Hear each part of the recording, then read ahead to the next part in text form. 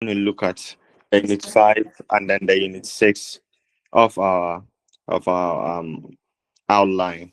So unit 5, we are going to talk about managing conflict of interest, conflict management styles and their strategies, and then also the conflict management processes within the public sector.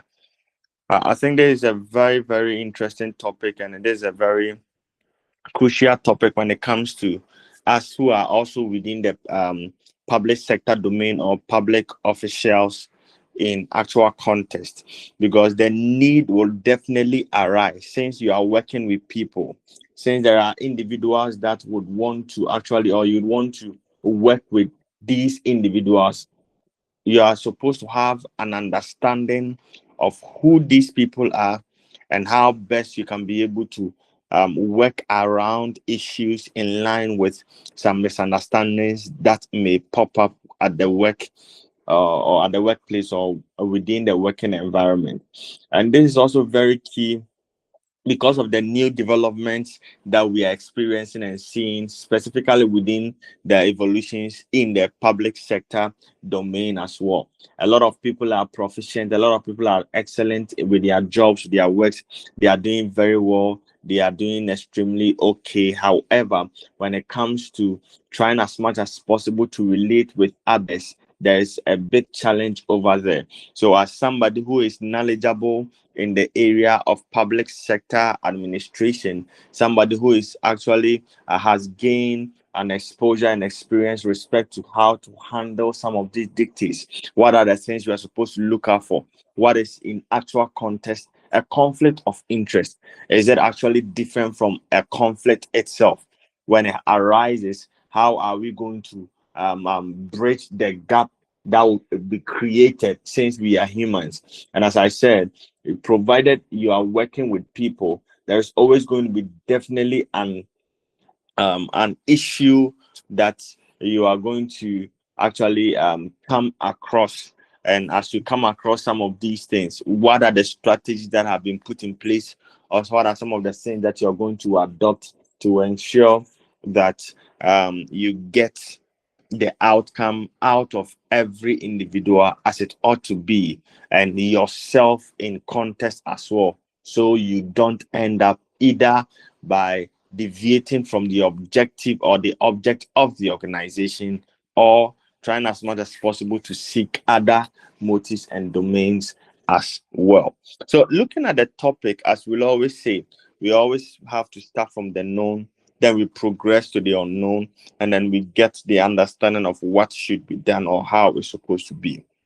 When you talk about the aspect of conflict, let's look at it in the first place. What is conflict before we move to the conflict of interest? To your own understanding, as I said, we are not interested more within the domain of the theoretical perspective or the book knowledge. So, to your own or in your own understanding, when you talk about conflict, what comes to mind? When you talk about conflict, what comes to mind? Conflict. No, Yes, madam. please. I I think misunderstanding. Okay. Okay. So, simply put, Madam Elizabeth is of the opinion that provided there is a misunderstanding within the workplace or within the public sector, it means that conflict is something that is seen over there. That's a very good perspective. Yes, any other Uh, conflict? What comes to mind? no, Yes, sir. disagreement. Disagreement. Very good. So, if there is a disagreement, if you are not agreeing on something, or if two people or two or more people or yourself, you are not in agreement with something, there is the tendency or there's a probability that it will definitely result in conflict. That's a very good perspective. So we have misunderstanding, disagreement. Okay, what comes to mind when you talk about conflict? What comes to mind? Mr. Aminu, what comes to Yes, mind when you talk about conflict? so please. What comes into my mind is an argument between two or more people in an organization. Okay, so we are talking about any argument that may arise either amongst people or within yourself, within the organization. That's a very good perspective as well. So now, holding that thought of misunderstanding, that thought of disagreement, that thought of argument, what comes to mind if you are talking about conflict of interest? Oh, we have been using it a lot. This is a conflict of interest.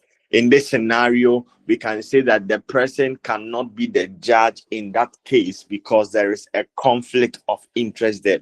What comes to mind if you are talking about a conflict of interest? A conflict of interest. Yes, Madam Anita, what comes to mind?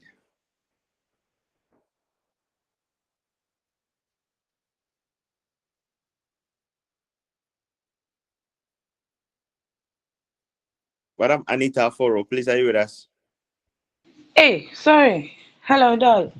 Yes, Madam, please, we can hear you. Please, the question again.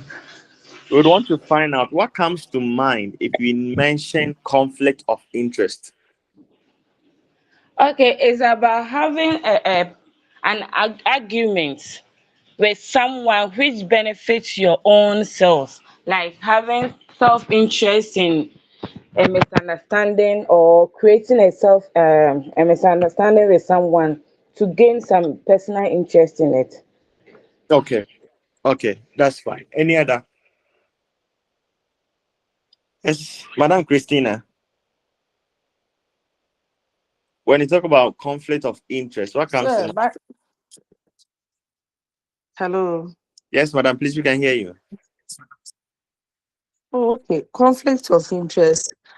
Just like conflict is disagreement, conflict of interest will occur when maybe interests of employees are not the same. Okay, okay, that They is fine. have different interests. Okay, that is okay. So I think most of us are having the background story when it comes to what conflict is, and we have a glimpse of what the conflict of interest is. So, respect to this, and within the context of the public sector, what we are trying to say is that with a conflict of interest, it actually involves a conflict that erupts between someone's public duty and your private interest about a public official. So, what we are trying to talk about is that we are limiting the scope of the conflict of interest within the public sector as we are construed within that space, because our course is a public sector administration. So, that is what we are looking at, and its management. So, we are trying to relate the conflict of interest as something that can be relatable at the workplace, specifically within the public sector. So, what we are trying to say is that, first of all, if there is a conflict that will arise with reference to dispensing your duty as a public official, either in relation to your duty and then the duty is in line with a particular private interest, then we can qualify that situation as a conflict of interest. A typical example, maybe you are the headmaster of a school. I'm using that example because we have a lot of headmasters and headmistresses over here. For instance, you're a headmaster of the school and you are to recommend someone to teach in your school to be absorbed within the GS system. Then you have your cousin or you have your sister in there.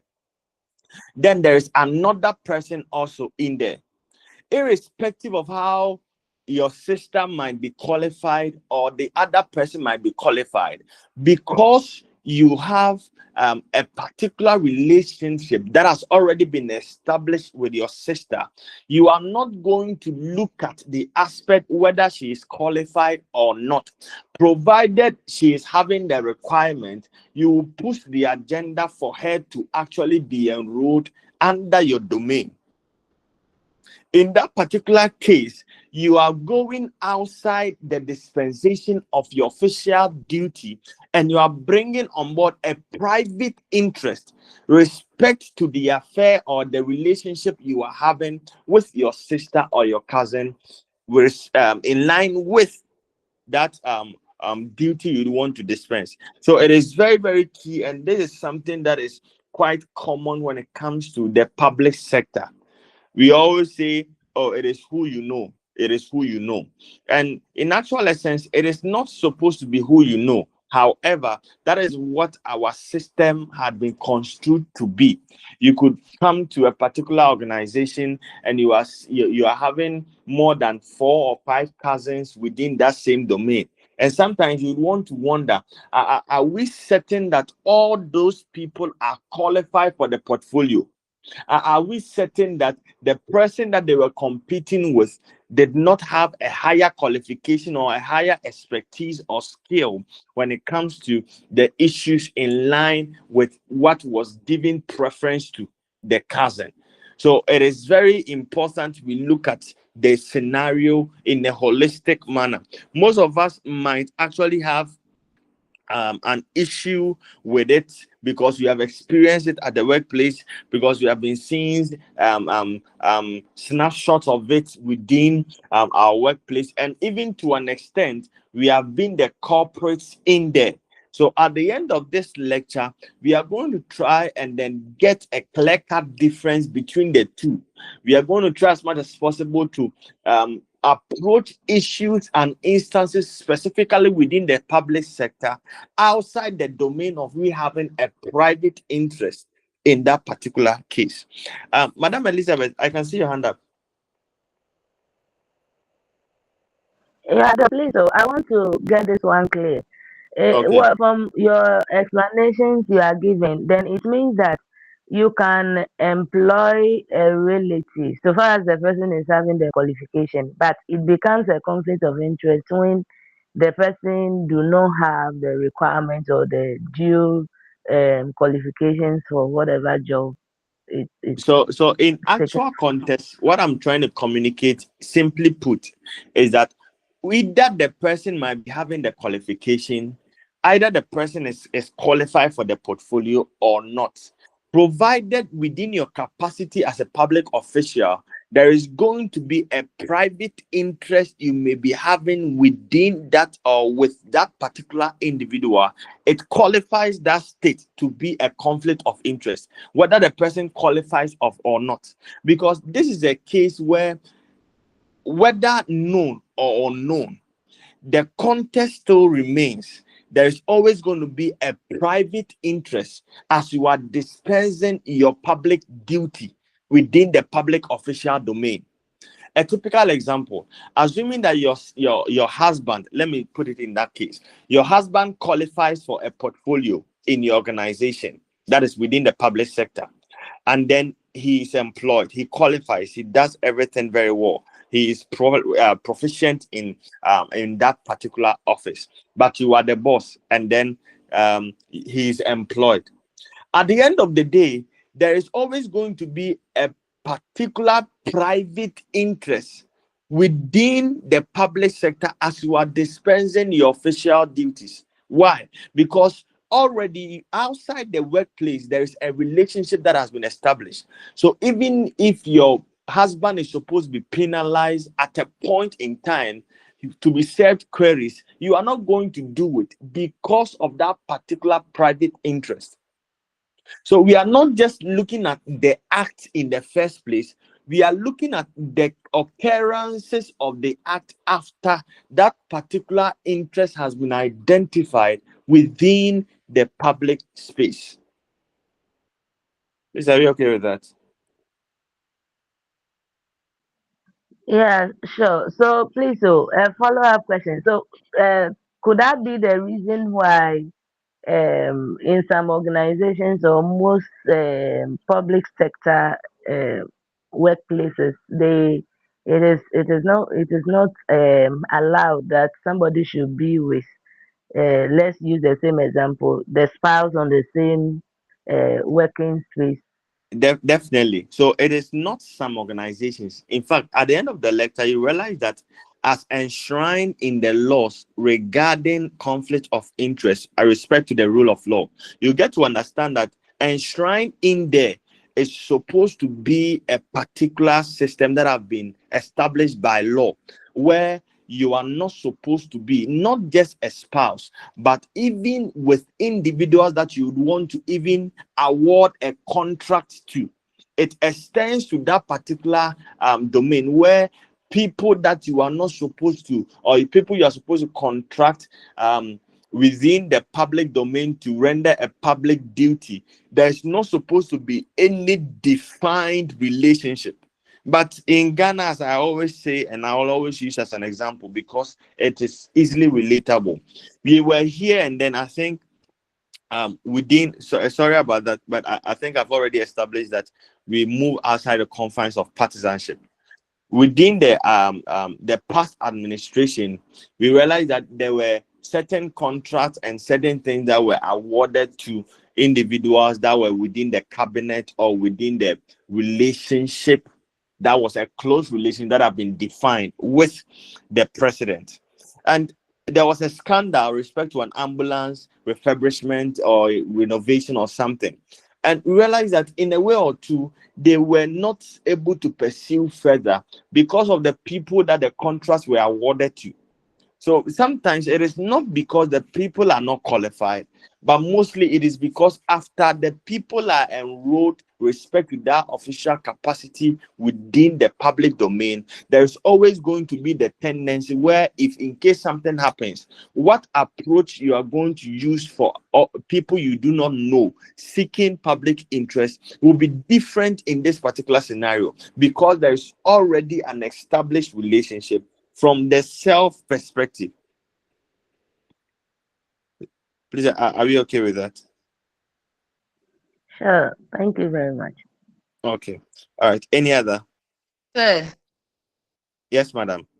sir, yes, Yes, if madam. I Please go should ahead. even add on, Okay. you know why it is unethical? Because sometimes you know that let's assume what you are in a company where you are supposed to maybe purchase car batteries and you own a shop where you sell these car batteries. Even though you own a shop, you cannot use your company to come and bid for the contract. It is not right. When Very true. auditors comes around, they will query you because at times there is this interest where even where the products are not good, you still give it out. And Yeah. when it comes to the public sector committee, it brings a whole lot of issues, especially with the editors. You go to jail when they see that you are in an organization and you also bid for a contract in your name or in your company's name. You It is against the laws here in Ghana. Very well. So it's something I think it's something that we will look at in its actual context when we get to the aspect of the code of ethics and then the rule of law in line with managing the conflict of interest. Please, is there any other question? Because there's a brief of what we are going to do in the first session. All right. And one thing that you are supposed to also get is that adding on to what the comments that Madam Christina made. You see, as a public official, your personal interest will always conflict with your professional interest. It is something that you should understand to save yourself. As with the example that Madam made, in this particular case, assuming that you would want to um, um, bid for a contract that should be awarded within your capacity as a public official, and we are having 10 companies bidding for the same portfolio or for the same contract, automatically you have already awarded the contract. You are just looking at a means, and that means in this particular case you are just looking at the protocols and the procedure just to fulfill all other conscience or all other requirements. You are just doing it just for the fun or the sake of it because you have already made a choice. And these are some of the things that we are experiencing or we have been exposed to when it comes to some of the dictates within the context of Ghana or Africa as a whole. There are certain individuals that they will set up shadow companies and then they will bid for the same portfolio, not even something that is in line, or for the exact same thing. So if you are looking for supplies for a particular project, because they are having a company or they have their own company, they will just award the contract to their company, and then they will keep the monies and a whole lot of things. The moment auditors pop up, you are first of all going against the laws, the rules of ethics, the code of conduct. You have gone against all of these. And then when you go against all of these, it means that you are punishable by law. But in actual context, when it comes to Africa per se, or when it comes to Ghana, some of these are not really upheld. So you can just go scot-free. Somebody, they will just, sometimes they even look at it or ignore it in the context with respect to what the company was able to do. And the whole issue is that there is no problem whether your company can be able to get the most durable products, whether the company can be able to get the most affordable product, whether the company is a lead company in that particular sector. Sometimes it has nothing to do with these things. However, because of the issue of conflict of interest, it is enshrined that do not involve yourself in any of these at all as a public official. Okay, so let's see.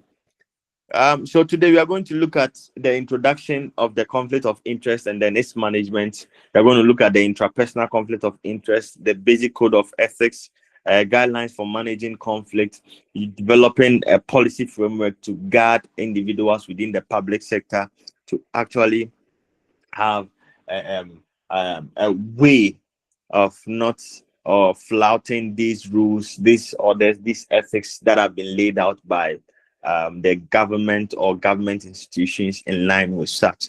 Then we are going to look at some of the conflict management styles, the strategies, and then the processes as well. So in today's governance landscape, citizens, businesses, and civil society increasingly expect high standards of integrity and accountability.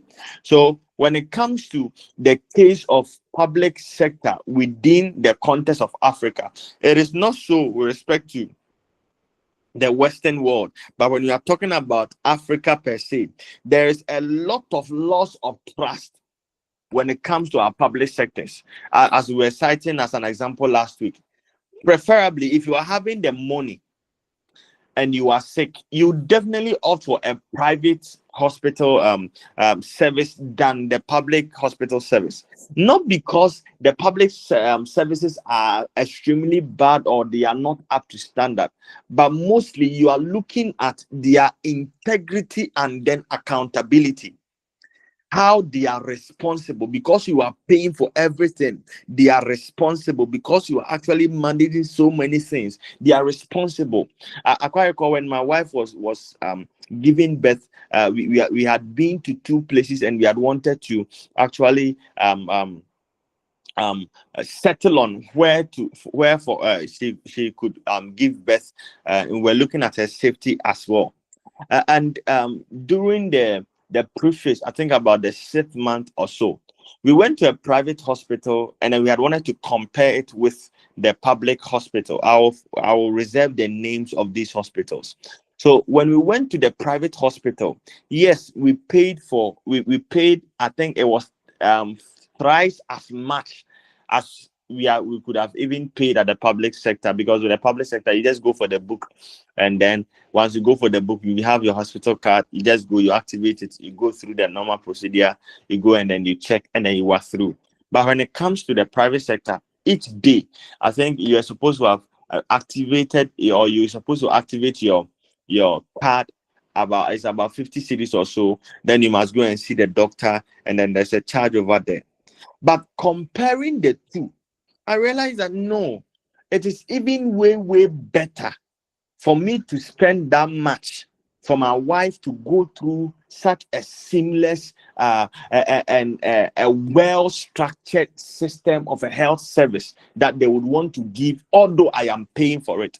Because I felt like I can still be at work and then I have confidence that my wife is in the hospital, is at this particular private hospital, and they are taking good care of her, as compared to the things we have experienced within some of these public sector hospitals or these public hospitals. So it is very important for us to uphold integrity and then accountability to restore public trust, because individuals are gradually losing interest when it comes to issues and systems around the public sector. Oh, as for these people, that is how they are doing. Or as for these people, that's how they do their things. As for these people, they are construed in such a manner. Oh, as for these people, it has crept in the hearts of the citizens. So there is always the tendency where even the citizen would want to know, how can I bribe my way out of this? How can I pay something for the same portfolio that I qualify for? And as of now, it is something that we are all experiencing, and a lot of people are experiencing. I know a lot of teachers that that this person qualifies to teach, qualifies to do this, has passed the licensure, has passed all other regulatory requirements and everything. However, to secure a spot in GS, I myself experienced it. I had people that I spoke to, people that came to me, and some were paying as high as 5,000 cedis to be enrolled in the system. There's not somebody else giving a report. There's myself talking about something I've experienced and other people have also experienced, paying 5,000 Ghana cedi for the same thing. So the moment I enter, the next thing that pops up is that there is no integrity in this area. Therefore, let me continue anyhow. So in the context of trying as much as possible to restore a certain level of such trust, of such integrity, of such accountability, is to ensure that there is a particular separation of conflict of interest within the organization as a whole. So managing conflicts of interest has therefore become very needful. It is therefore very needful for us to look at it in the context of what can be done to ensure that we can be able to restore or even maintain this trust or accountability in the sight of its citizens. So a conflict of interest actually occurs when a public official's private interest or loyalties have the potential to improperly influence the impartial performance of their official duties. Simply put, there is always going to be a private interest once there is a pre-established relationship, either with the individual, with the employee, with the organization you want to engage in such a transaction with, or with individuals that are within that particular sector. Provided there is an already established relationship, there is always definitely going to be a tendency where you might have an issue, or where there is a tendency or there's a probability of an issue happening within the case or within the context of a conflict of interest in this scenario. It also arises in situations where an individual's personal, professional, or organizational roles compete, such as holding positions in multiple institutions or having responsibilities that conflict with each other.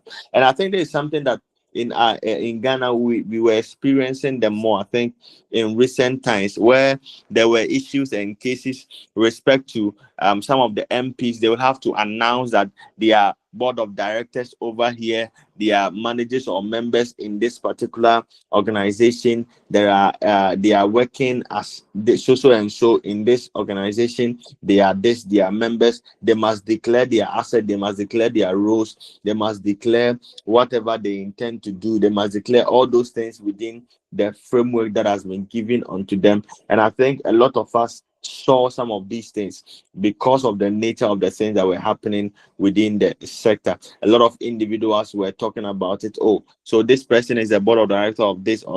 Are we sure? And some of the members of the panel were asked to ask them to actually resign before they can take up this portfolio.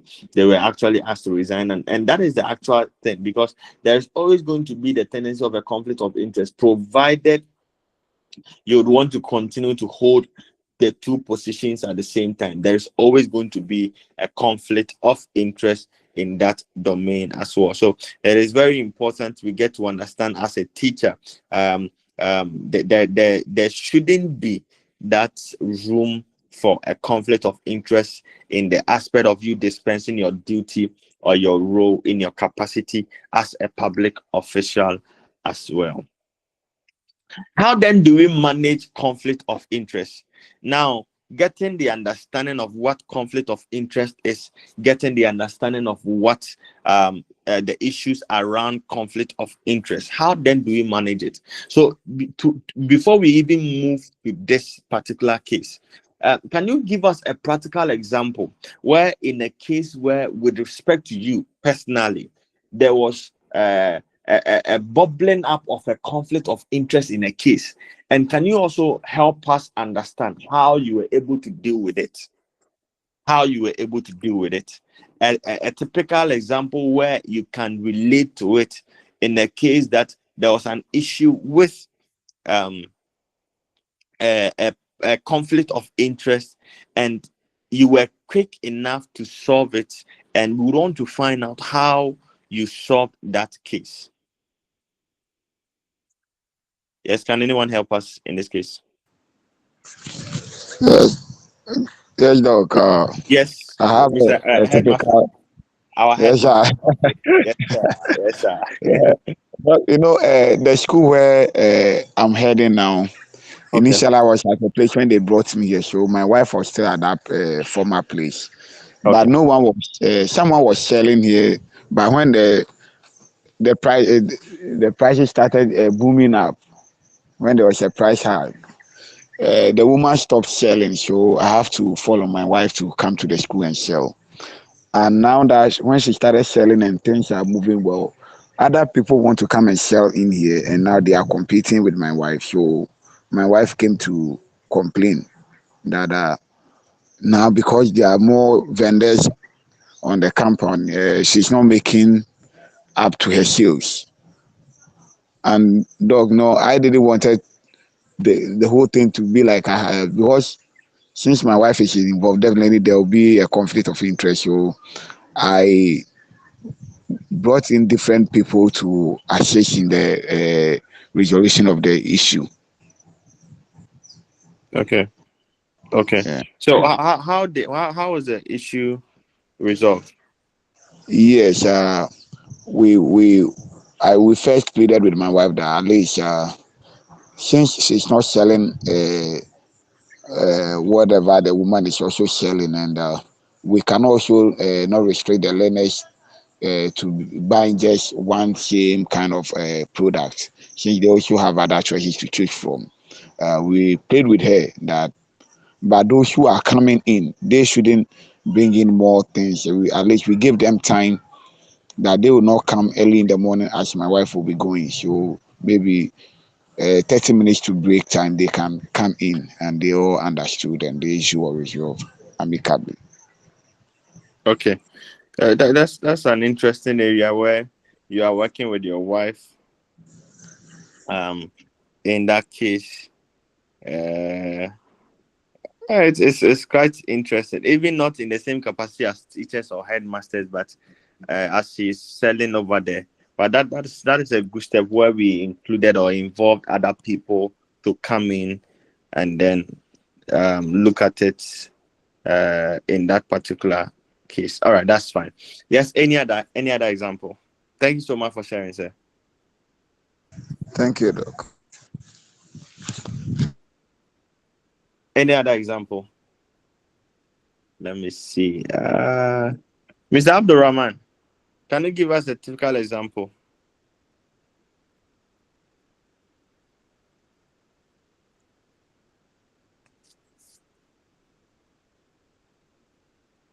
Mr. Abdurrahman, please, are you with us?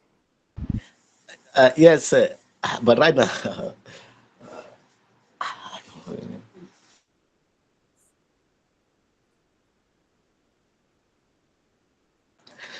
so I don't have any typical Okay. example. Right? Okay. All right. Thank you so much. Madam Catherine, Has there been any issue of a conflict of interest, and then how were you able to solve it? Good morning, sir. Good morning, Um, madam. please, with me, I don't have a personal one, but in our school, I think it's almost the same as Sir said. There was a conflict of, it's a Methodist school. So Okay. one, I think, how do they call it? Elder or something in the church wanted the wife to come and sell.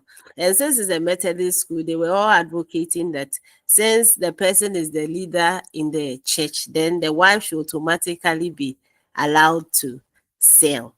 So it was brought before the PTA, and then they were also saying that it doesn't really matter if the person attends the church or not.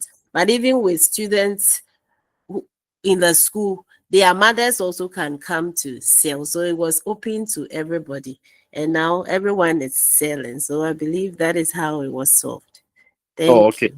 you. So in the quest of bringing a solution, we opened it up for everyone, so that it wouldn't be that it is just construed to such an individual, and because of the relation that the person is having with the leader. Wow, Yes, that's a very good aspect. Yes. Any other example, Mr. Yeah, Doc. DeGrams? Oh, okay, okay, Madam Sorry. Elizabeth, proceed. Uh-huh. Please, mine was with two colleague members on staff. One Okay, happens to be my close friend, and okay, she had a problem with another colleague, and she was thinking that because she's my friend, I would judge whatever happened between she and the other colleague in her favor. By listening to what transpired between them and what brought about the misunderstanding and the conflict, I told her to her face that she didn't do well because uh, I wouldn't say that because you are my friend. If you didn't do well, then I have to support you. So because you went wrong, and I told it to her face that you are my friend, but this time around you didn't do well. wow. That's very great. It's a very bold thing to do, because as of now, the moment your friend talks about this thing, it becomes an issue. It becomes an issue. All right, that is fine. So basically, these are some of the ways that practically we have actually been doing, either knowingly or unknowingly.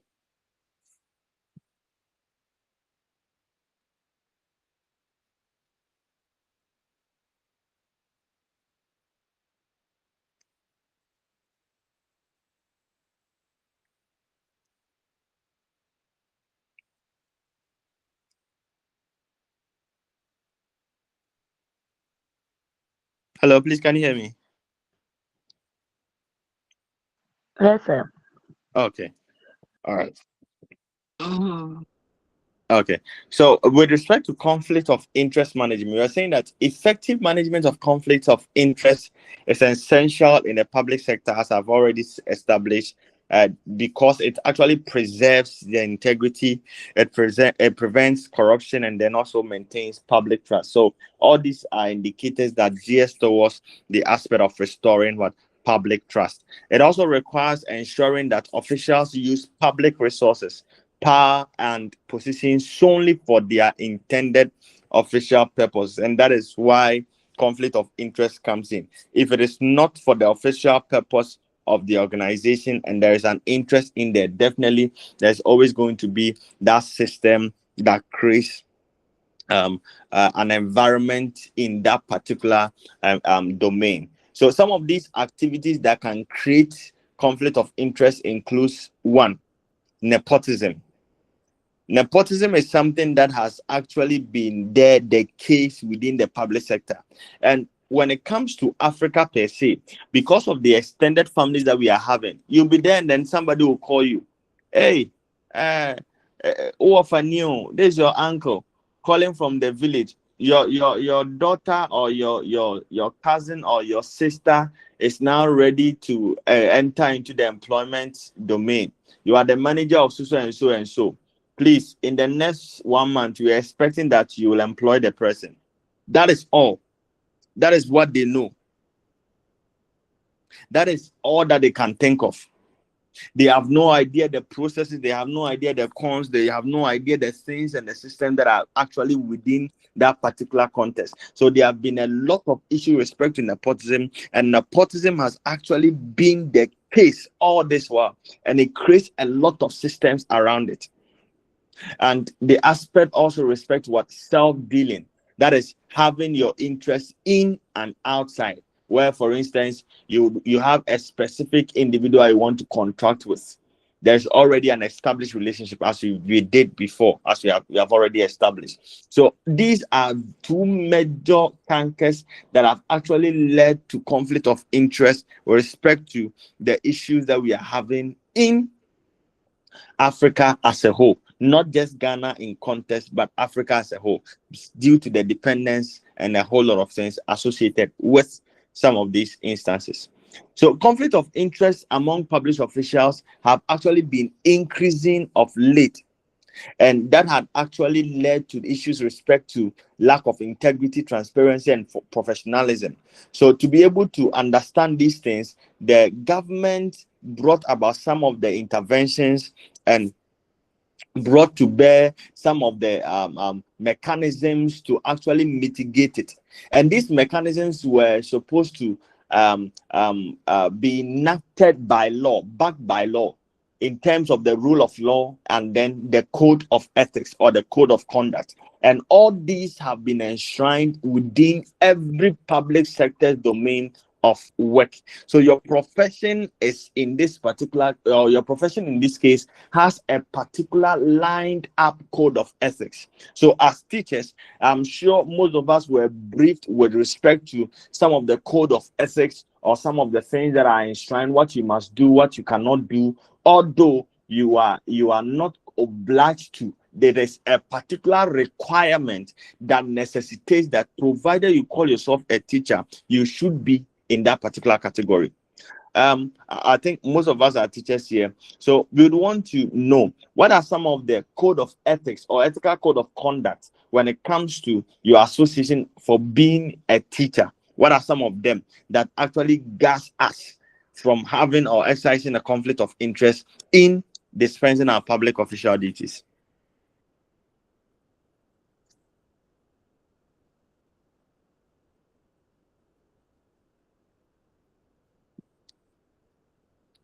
Yes, let's see. Mr. Charles Samoa.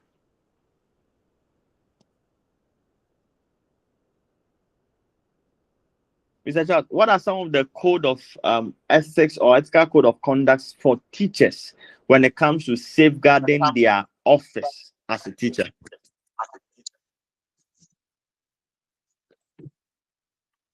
Thank you, sir. Some of the code of ethics that teachers should ensure to safeguard their profession is one that I can easily remember is how a teacher dresses to classroom. As a teacher, because the nature of the work that we do, we stand in front of the student to teach. When there's a proper code of ethics in the dresses that we wear, GES make it mandatory that we should wear something that will attract the attention of children to, look at you or focus on your dress rather than taking or looking at or concentrating on what the teacher is teaching.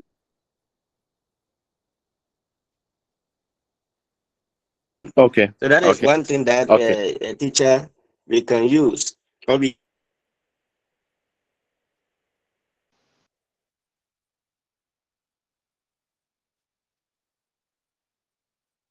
Okay. So your dressing is very important, or your appearance is very important. Okay, that's good. Yes. Any other, Mr. DeGraft? Yes, sir. I said what I know is where a female or a male teacher teaches, the husband or the wife shouldn't be there at the particular place where they work. Okay. This is what. Very good. Very good. Okay.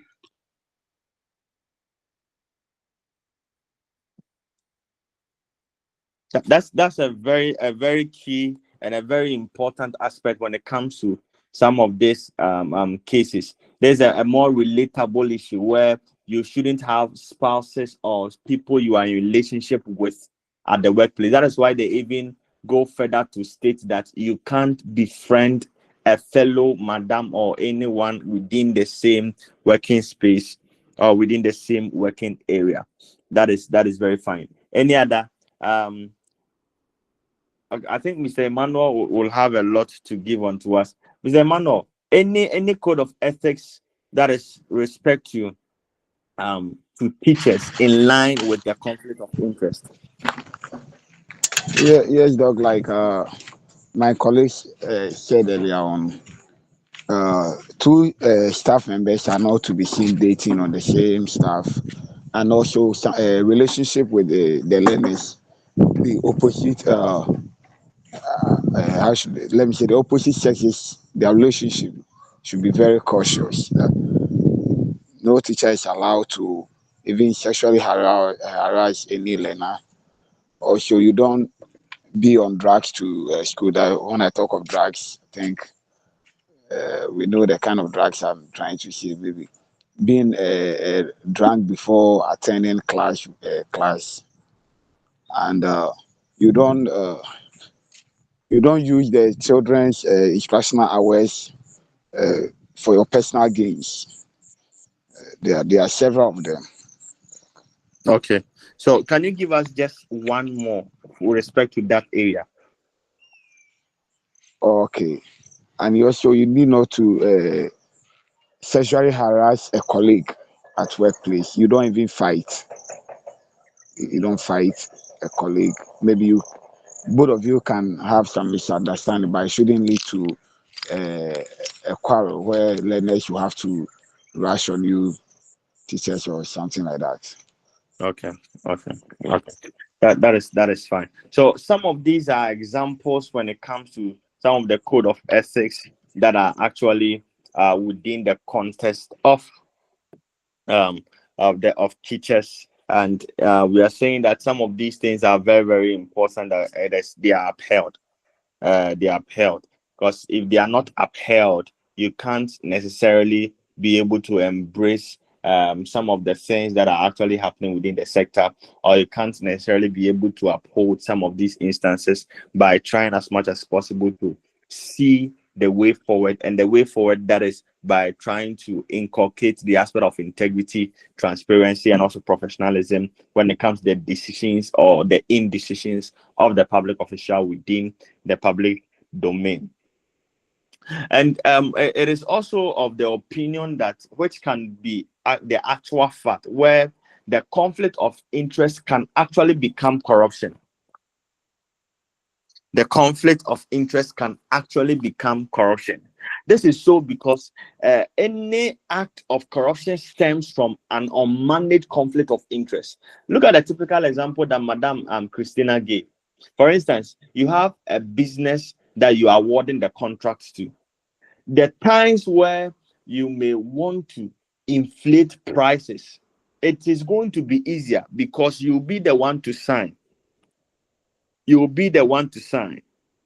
You'll be the one to actually um, talk about it in a holistic manner where, okay, this is the company that they are bidding for the contract. And in this company, the one charger is 30 Ghana cedis. You can decide to say, okay, because it's my own company, I would want us to pay 50 Ghana cedis for that same charger. And that is something that is happening specifically in our public sector now. In our public sector, these are some of the things that are actually happening day in, day out. And why should it be so? They are so because of the unmanaged conflict of interest in there. Because greed is something that is substantial. Greed is something that is there. Um, let's look at a typical example too with what is happening with the NSS scandal now. Assuming all the facts and every pieces that they are bringing on board is true, How can somebody who has been enrolled as a public servant, receiving allowances and money, be enrolled as a national service personnel too? How is it possible? So some of these things are actually leaves us in that particular phase. So if your own self, you are unable to separate your private interest from these public official and duties and their duties, is going to result in the adverse effect, and their adverse effect resulting in corruption and other related cases as well. So I think some of these are the elements of corruption of which we are mostly aware or associated with it.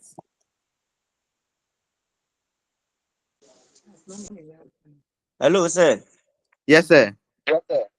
Please, I want to ask whether there's exceptional cases to the example Madam Poma gave. Whether there's an exceptional Okay. case, because sometimes you may be an office and whereby you have to, or you want to procure something, and you are the only one that have that thing that you can that thing that you want to procure. In terms of quality and all of that, you are the only one that have it. Exceptional things. Can there be an exceptional case that you can engage or procure? You see, most often we hide behind the issue with respect to the only organization that can be able to do this, but it's actually not true. You are saying it because you have an interest in there, and that is the reality.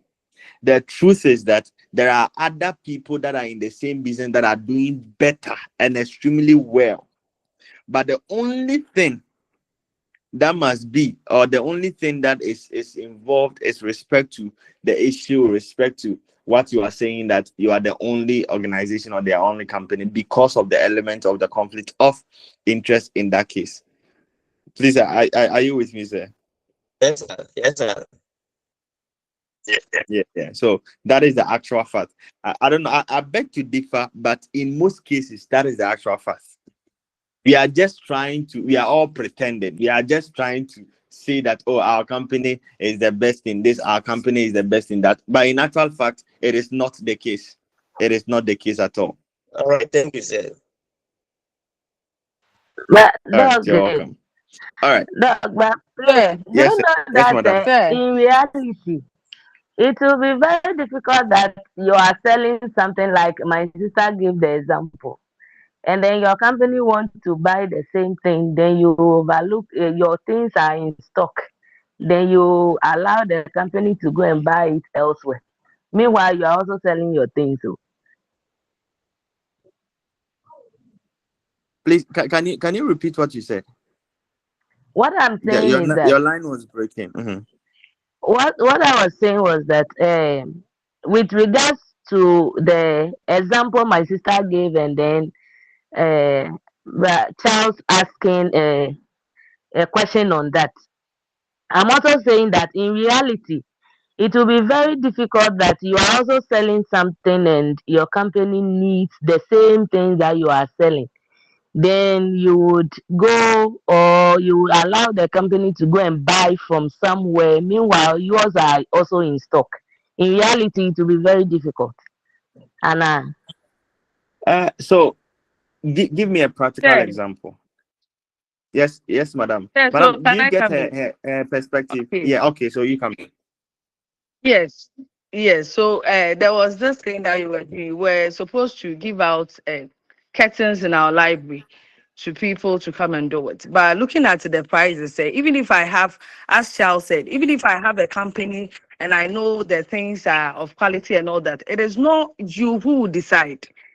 Okay, so even though I was part of the committee who should ensure that we have new curtains and all that, yes, I can do it. At a point, I have to step out so that the rest of the committee members will decide whether they will award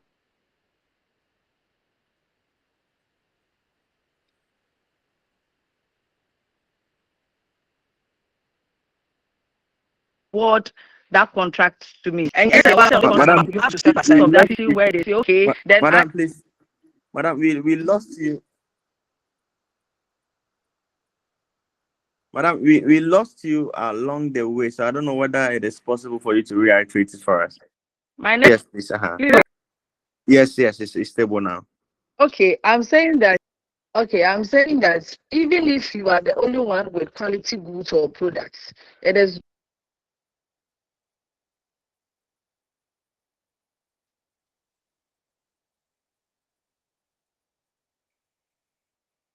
not your decision to determine that. So remember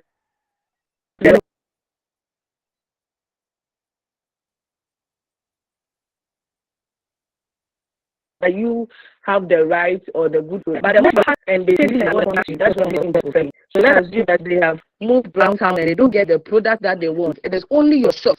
Now, ideally, if you are part of them, you set aside for them to make a decision. And I give an example that when we were supposed to procure curtains for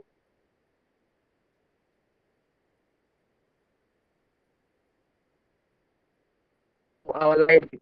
Look at the prices that they were getting. It was just about I told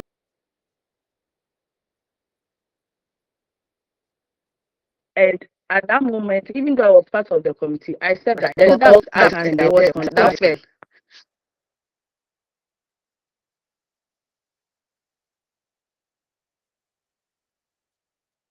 Definitely, definitely. So I think this actually adds up to what Madam was it Madam Elizabeth, the question that she was asking. Because you can't be the main person involved in awarding a particular contract in which you have a company that you are being a representative of. Automatically there's always going to be that conflict of interest, irrespective of whether the person is you are going to provide the best or the quality or whatever. It is not so. What we are trying to look at over here is that there's always going to be a conflict of interest, but provided maybe I am a public official as a teacher, and then I'm into, for instance, I'm into electrical wires and everything, and then the school is about doing some renovations with wiring, and then the headmaster awards the contract to me as a company that is independent, and I'm not the one awarding the contract to myself. I bid for the contract and I was awarded the contract. I think that is something um that can be looked at, but not extremely where you are the one that is awarding yourself the contract in such a case. Please, are you okay with that?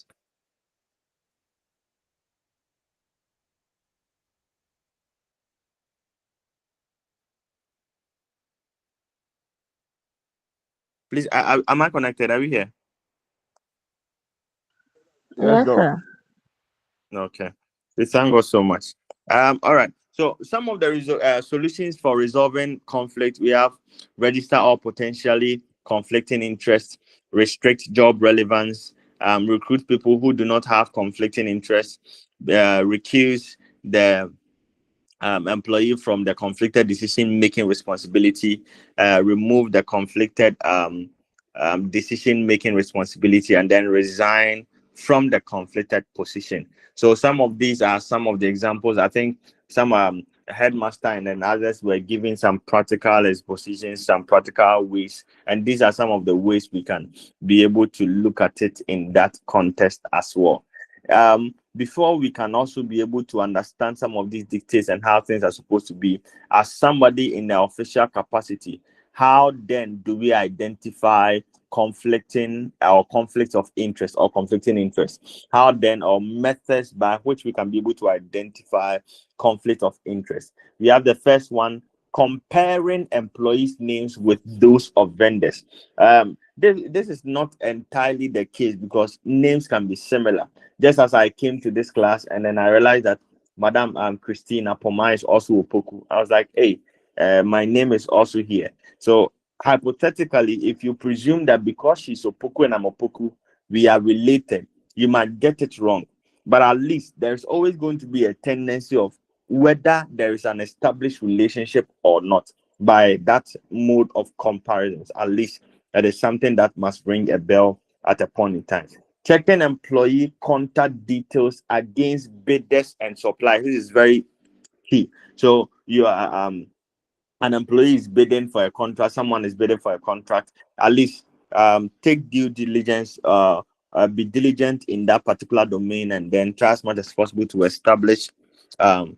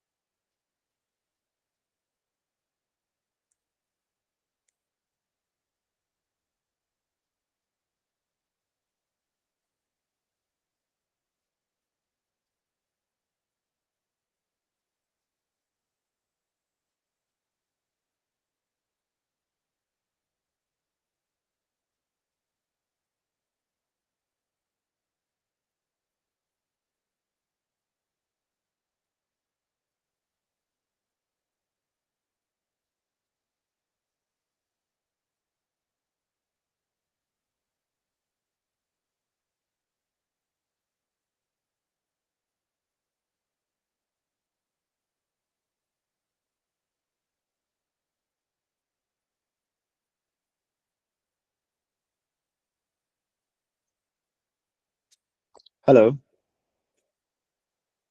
hello. Hello, Doc. Hello, Doc. Okay, You went off. Oh. sorry.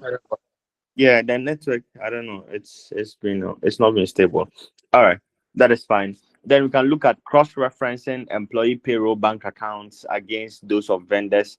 You can look at examining correspondence files, and then awareness of high levels of corporate hospitality offered to staff as well. So all these are very key methods in which we can be able to identify some of the conflicts or the conflict of interest within the organization. Now we can talk about intrapersonal. So there are two main domains: the intra and then the inter. So the intrapersonal conflict arises within an individual when their thoughts, values, or expectations are inconsistent. So it means that this actually happens within the person. So your values, there are conflicting interests in your values, there are conflicting domains in yourself. So some of these are very key and very important. So if there is a conflicting domain or idea, I think it is something that most of us we actually experience. I think a lot of people will say we are not corrupt, I'm not corrupt, I'm not corrupt, until they have the opportunity to be corrupt, and you realize that the same person that was saying that I'm not corrupt is way corrupt than anybody can think of. Some of these politicians that we can talk about, sometimes we have been saying, oh, this person is this person is that. Sometimes we have been talking about a whole lot of things, but in actual essence, all these people in a way or two were once like, oh, I am I am a man of integrity, I'm a man of this, I'm a man of that. Yet the outcome in a way or two is always not the exact.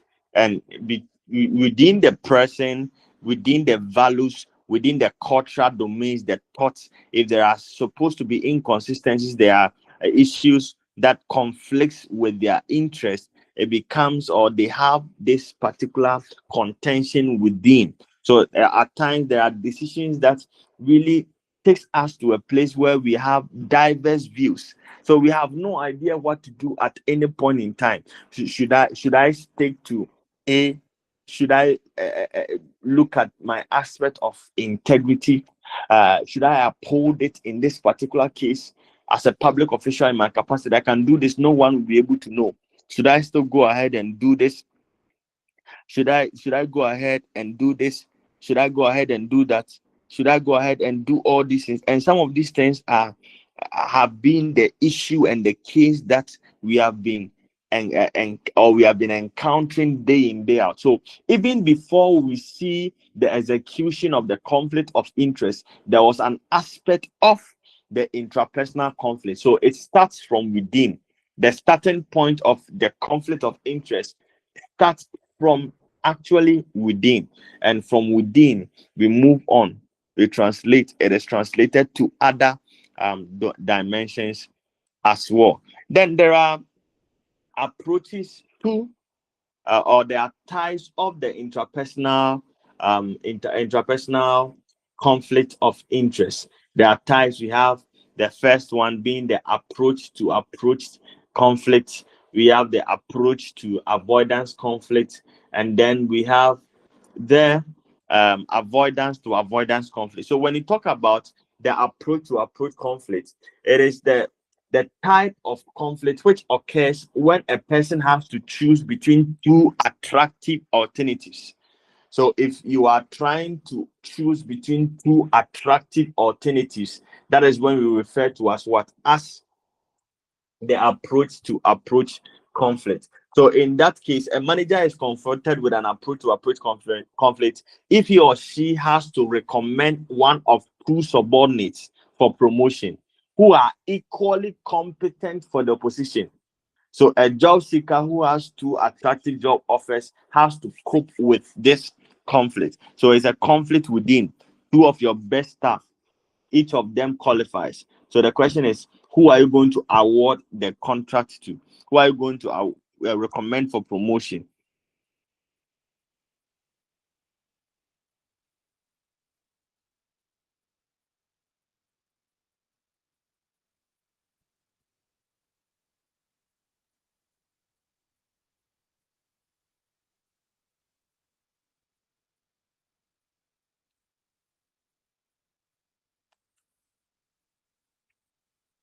Hello?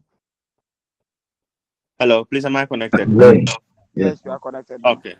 All right. Okay. So that is the approach. So with respect to the approach to approach, you are just trying as much as possible to settle on two alternatives that are very attractive, two alternatives that are very good. They are very okay. Just like the example I gave. All right. Then we can talk about the approach to avoidance type of intrapersonal conflict. So with that, it occurs when someone has to deal with a situation that possesses both positive as well as a negative aspect. So we are talking about both positive, the outcome can be both positive and the outcome can also be negative as well.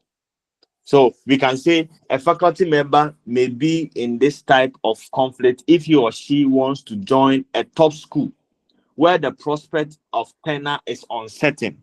So assuming you have to go to school or you have to actually further your education for you to enjoy a particular role in the organization. But the certainty of you being admitted in the school is very low, although it is positive, but there's also a negative association to that particular condition. So it brings you to a lot of anxiety. You come to a place where there's a lot in mind. There's a lot in mind. What are you supposed to do? So within yourself, you are battling with this approach where there's a positivity and then there's a negative also attached to it as well. Then we can talk about the avoidance to avoidance conflict. So with that, we are saying that it occurs when each of the competing alternatives possesses negative consequences. So negative consequence, both of them have negative consequences. So in simply put, they are equally repulsive. So it can be so when a manager in a way or two conflicts, if he or she has to decide between accepting a salary cut or quitting his or her job.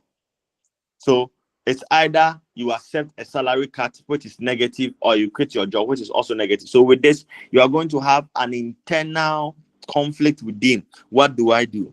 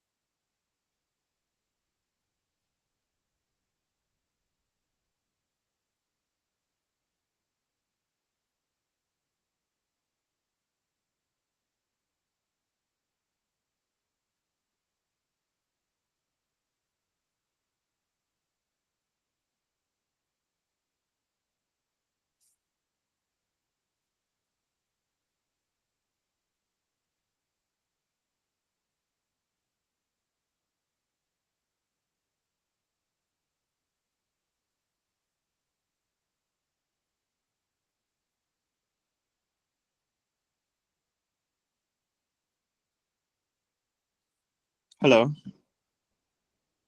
Hi, Hello. sir. You Yes, went Doctor. Hello. off. Oh. Yeah, sorry about that. I think the network here, I don't know what is happening. Okay, let me see. But please, can you hear me now? Yes, Yes, Doc. Doc. Okay, so going through quickly the various types, you are saying that with the types of intrapersonal conflict, the first one is the approach to approach. That is where the alternatives are both attractive, meaning they are both positive. So the alternatives are both attractive. And the example was in such a way that where possibly a manager will have to recommend one person for a portfolio, that is for a promotion or so. But in this particular case, both of the individuals are very excellent and then effective in that particular area. Then we can talk about the approach to avoidance conflict, where with respect to the option, we have a positive. However, there is also a negative attachment to it. There's also an adverse effect actually to that particular aspect as well. That is when there could be a positive, but the certainty or uncertainty is also there and it's also very high. Then we can talk about the avoidance to avoidance conflict. That is where both alternatives in a way or two have negative consequences. So a decision as to where the individual will have to accept a salary cut or quit the job. They are both negative. So it creates an intrapersonal conflict that is within the person. Then we can also talk about the role conflict. So with the role conflict, it is actually about when an individual is expected to perform multiple roles with incompatible or contradictory demands, making it difficult or impossible to fulfill one's roles expectations without violating another's. So basically there are several instances and issues in line with this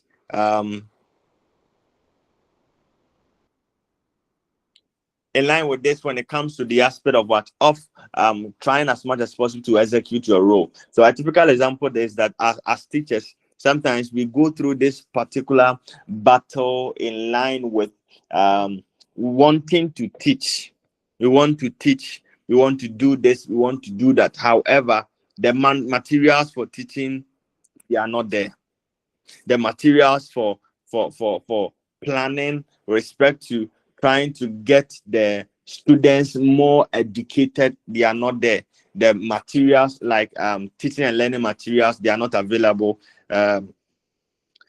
Things that are supposed to really facilitate or help the uh, the the individual to execute the job, they are not available. So if they are not available in this case, what is supposed to be done?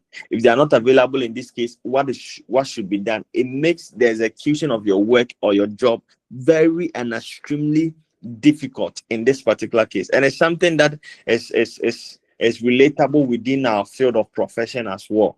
There are certain instances where your passion is to teach, but if you don't take care, what can happen to that passion will be associated with the role that you are playing or the things that must actually be available for you to play that role effectively and then efficiently as well. So it often leads to stress, reduced performance, and confusion about priorities within the organization. So there are four distinct types of the role conflict. So we have the intrasender conflict, the intersender conflict, the inter-role conflict, and then um intra-role or person role conflict. So with the intrasender conflict, this type of conflict occurs when a role sender requires a role receiver or the individual that is actually the focal person to perform a contradictory or inconsistent role. So simply put, when it comes to the intrasender conflict, for instance, you are there, you are the headmaster as Mr. Emmanuel Asedwes is there, and then the wife will call him. I want you to admit this student in your school. The student doesn't qualify. The student is not having any background. The student has nothing to write home about. but you are supposed to admit the person. So you are receiving an instruction that is beyond, that is outside the scope, that is outside the scope of your role. So sometimes you begin to be you are disturbed. And I think most people have been in such a situation before.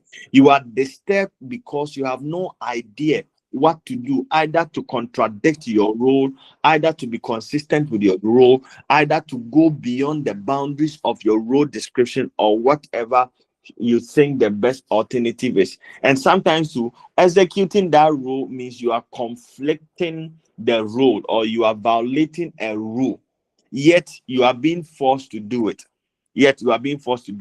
Now, as teachers, a lot of teachers in a way or two are teaching courses that they have no idea about. They are teaching subjects that they have no idea about. Not that they wanted to, but because that was the only option available. So the headmaster will say, if you want us to actually admit you in this particular school, although you want to teach science, the only available course is BDT, Basic Design and Technology. Will you teach it? And mostly because of the case and the condition around it, if you say no, it means that you are now going to start all over. You are now going to look for another alternative, which in a way, the tendency of you getting it is very, very low, or the tendency of you getting that particular role is very unlikely. So they tend to actually compromise and then try to do something around it. And it means that you are not going to be very effective, because you have been trained all this while to teach science, not to teach BDT. So it's going to affect your role. It's going to violate your role. And if in case you are not doing it to, in a way or two, you are going to violate a particular law and order by the sender or the person that is initiating it. So it creates a conflict in respect to your role and your assignment, also within the public space. All right, then we can talk about the intersender conflict. So that is when the individual actually is demanded by a role sender to be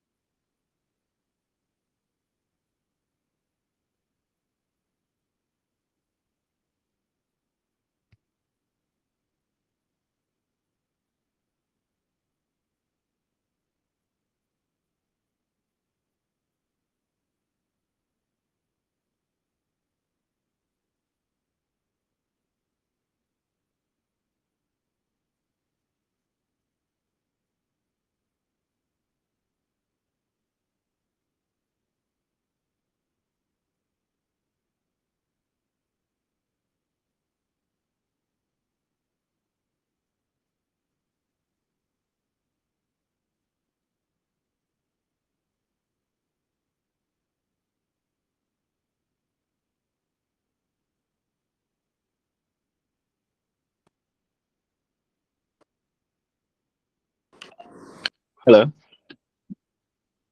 Hello. Please, am I on now? Yeah. Okay. All right. That's fine. Thank you.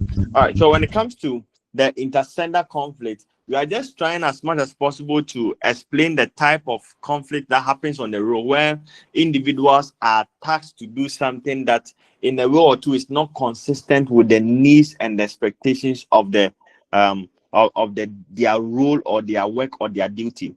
A typical example is where, for instance, as a foreman, you receive an instruction, and the instruction is that it is the instruction is ideally not in line with any of the things that you are working on. A typical example, maybe you are as a teacher. Let's use the teacher and the headmaster role. Maybe as a teacher, you receive a call from the headmaster that now tell the students that we are supposed to buy note pads in a way or two. The note pads, each of them is supposed to pay 100 Ghana cedis.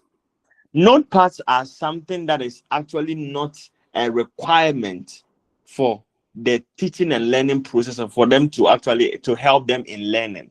It is not a requirement. It is not a particular rule. However, you have received a particular instruction that is not in line with your work. It's not in line with what you're supposed to do. So at that particular instance, you begin to actually want to know, is this, or am I supposed to uphold this instruction? Am I supposed to go through this or do that? What am I even supposed to do when it comes to some of these dictates or what is happening around um this office or this public space? And mostly the fear is that the moment you don't go by the instruction of the role sender, or you don't go by the instruction of your boss or your one that you are under, it means that you are going to lose your job. That is something that is seen mostly in the public sector in Ghana. So everyone tends a yes sir, massa, a yes madam, yes madam. Whatever is supposed to be done, we are not interested in it. All of the things that is supposed to be done, we are not in, all every time yes madam, yes madam, even if it is outside the scope. So you do it, and then later on there is so much of a struggle within your system. Then you can talk about the place of what? Of the inter-role conflict. So with the inter-role conflict, it is explained to mean where individuals occupies two or more roles whose expectations are inconsistent. So you yourself, you are the manager, and then you are the accountant too. The same individual, you are the manager and you are the accountant too. So you become the role execution becomes a problem in that particular case. Another typical example is when maybe a president is expected in a role to take part in social engagements to promote image of the corporation. So for instance,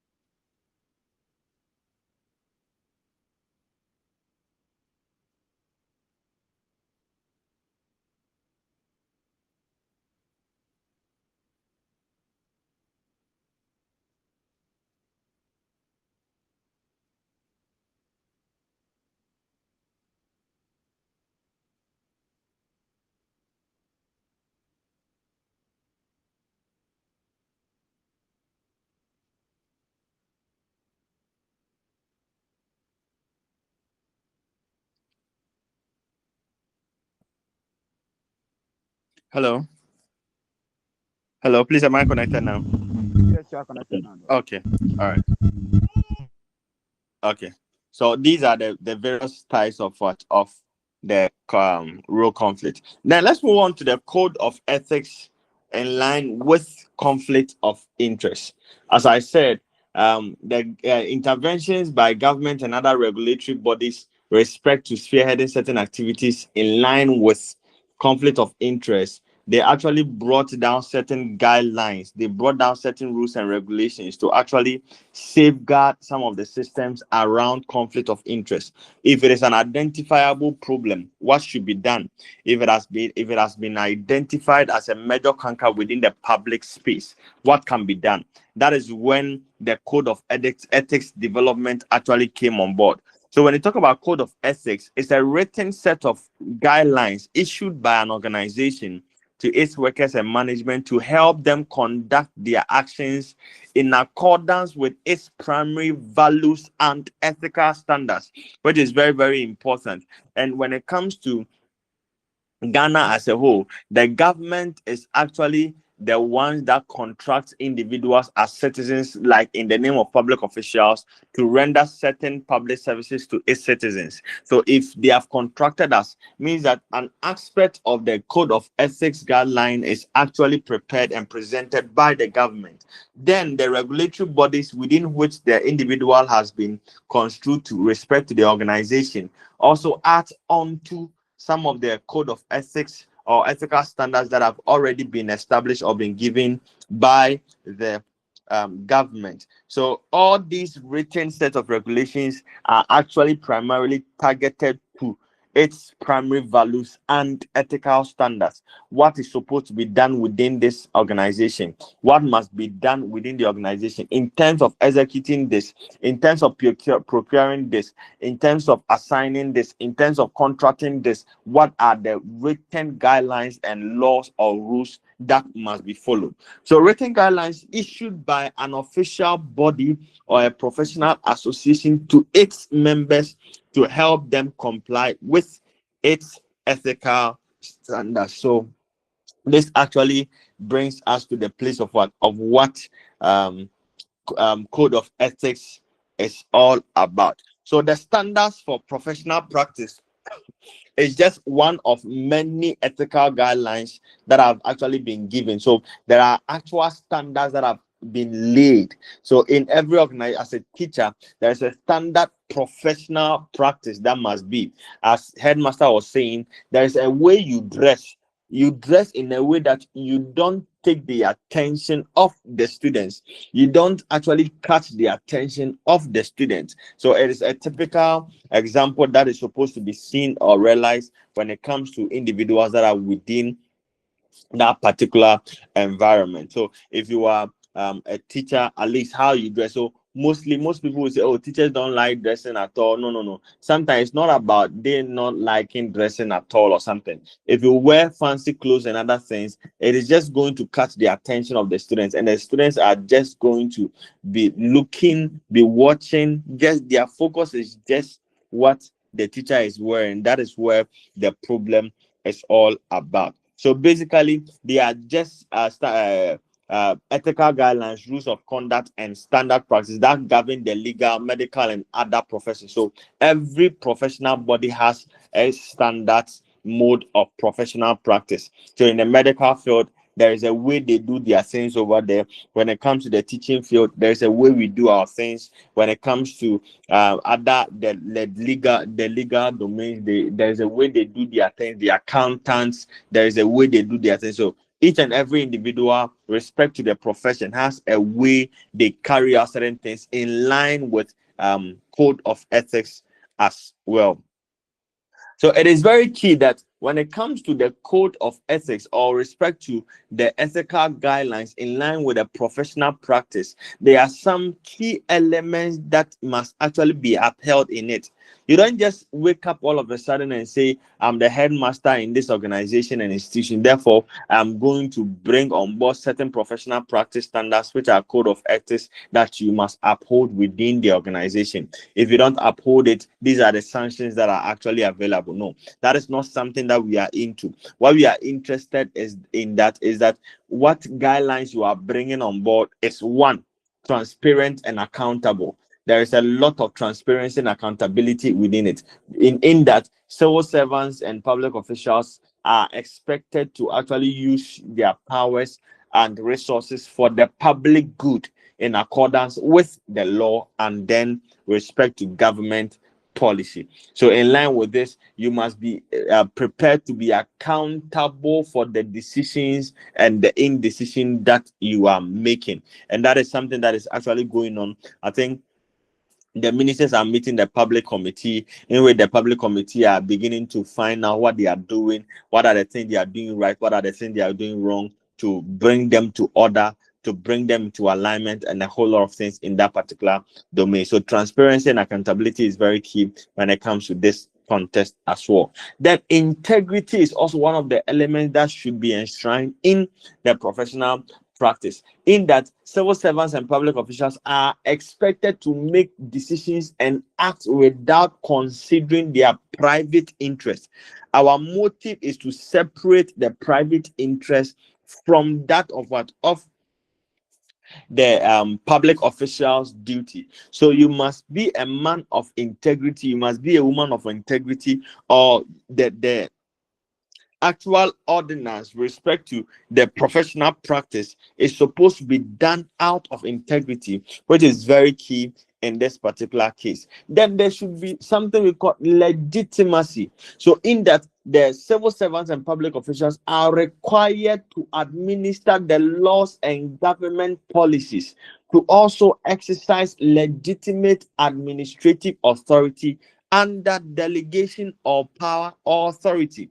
So in this particular case, every public official has a mandate.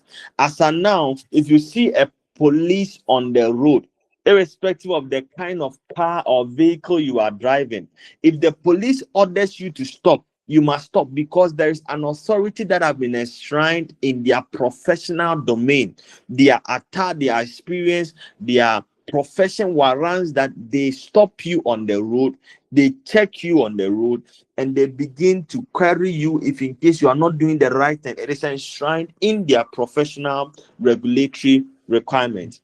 There's supposed to be an act of also fairness in there, in that civil servants and public officials should make official decisions and take action in a fair and an equitable manner. Just as we were talking about the awarding of contracts, already you have a disposition that, oh, this contract should go to my company. So there is no fairness in there. So the other organizations that are bidding for that particular portfolio, these ones are just wasting their time, and it is not right. So there should be an act of fairness in the case of the public officials or the public servants' duty in dispensing the duties as well. Then there's supposed to be responsiveness. You must be responsible, ready to take action. So civil servants, like agents and employees of elected governments, must actually be required to be responsible towards serving its citizens. You should understand, Aquarico, when we started with the course, we got to understand that there is the tendency, or there is that aspect where every public official is to serve the public interest. So if you are not serving the public interest, it means you are doing something to meet your own private interest. So with a private interest, there is not going to be anything like responsiveness. You are not going to be responsible. You are not going to take action with respect to your capacity within the public office domain. Then we can talk about the efficiency and then effectiveness. So with respect to effectiveness and then efficiency, we are looking at where the public servant or the public officer is expected to obtain the best value in expenditure of public funds. So once we give funds to you within your capacity as a headmaster, as a teacher, once funds are released onto you as a public official to carry out a particular mandate, it is your responsibility to ensure that the resources are effectively managed and efficiency is something that is upheld within the domain as well. All these are elements that actually guards the system of professional practice, and it is very, very key when it comes to the dictates that must be done in this case. The next aspect is looking at just the provisions of the law with respect to compliance. So it is a reading assignment. It's just 3 pages, actually 2.5 pages, that it enshrines some of the laws with respect to misconduct, what's supposed to be done with respect to trying to do something and then that activity is being affected by your own conflict of interest and issues around it. What should we do? What should be done? How should certain sanctions be carried out? How should certain things be done within the context of your power and authority? So all these are laws that have been enshrined in there. So there's something that we are going to look at. Then let's look at some of the guidelines for managing conflict of interest within the public sector. So within the public sector, what are some of the guidelines that can be able to we can adopt, not necessarily trying to look at solutions as and when they arise, but trying to develop a system or a framework that actually helps in the line or in line with bringing on board some of the dictates and some of the systems that are very key in line with managing conflict of interest. So, with respect to that, we are saying that first of all, you must develop a policy framework. This policy framework is in such a way and a manner where we must be able to understand that, first of all, this is something that is actually or something that has been established within the framework of the professionalism. Something that has been established within the framework of professionalism in the context where we are not just looking at the aspect of some one-time intervention, but we are trying as much as possible to develop an approach that is lasting in dealing with conflict of interest. So it is supposed to be absorbed within our political, our administrative, and our legal context within the public administration of the country. So certain organizations must be set up as a regulatory body, and their responsibility is just to ensure that they provide a policy document. So the moment a conflict of interest is arising, there is a document that we can lean on to bring on board some of the details which are very key in trying as much as possible to mitigate the adverse effects of the conflict of interest, which you can look at the various domains like the definition of the definition of the general features, the identification of the specific occurrences, the leadership and commitment of its implementation, the awareness creation, the appropriate disclosure, looking at partnerships, looking at assessment and evaluations, and then redevelopment, and then also adjustments as well. So once you're able to have this concept of developing the policy framework, you then have to identify the relevant conflict of interest situations because they are professional bound. What can be qualified as a conflict of interest in the police department will not be the same or the same case with respect to the teaching field. It might also differ when it comes to instances with respect to those in the accounting session. So you must be able to identify the relevant conflict of interest in almost every situation. So you must actually provide a clear and a realistic description of what circumstances and relationships can lead to a conflict of interest in the profession that we are referring to. You can also be able to, or you should also be able to ensure that the conflict of interest policy is supported by the organizational strategies. Very, very important. If that particular conflict of interest is not supported by the organizational strategies, it is going to create a ripple effect at the long run, which will affect the organization's running and other personal relations with other individuals within the organization. Where you can also, or you should also be able to ensure that public officials know what is required of them. That is looking at the job roles and the assignment, and then identifying and declaring conflict of interest situations. So in your capacity, you know your roles. In your capacity, you know your mandate. In your capacity, you know what is expected of you. So once you know all these things, what's supposed to be done, then you bring on board some of the systems that can affect or bring on board conflict of interest so that you define it at workshops and other areas for people to know that in the case of such an occurrence, this is a typical example of a conflict of interest. These are the things that you must do, and these are the things that you must not do. Then you can move on to implementing the policy framework. So now it has gone through the processes.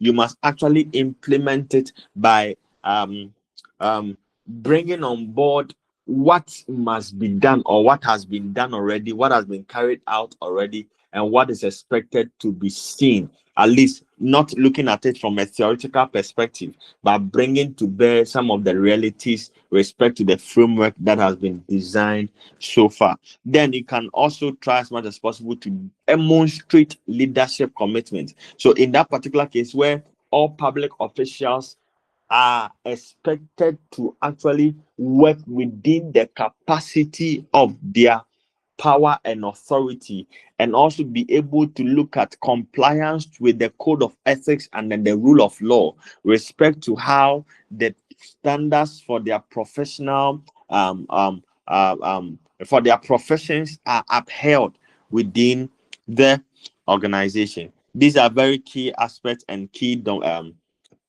domains when it comes to the aspect of developing the policy framework as well. Let's look at the final aspect of the Unit 5, talking about the conflict management styles. The styles are very important because we have gotten to understand that conflict in a way cannot entirely be eradicated from the organization, because we are working out ourselves, because we are working with people, because we are from different backgrounds, different domains, different cultural perspectives. There is always going to be the tendency where there will be a problem that will arise with respect to conflict. If the need arises, what should be done?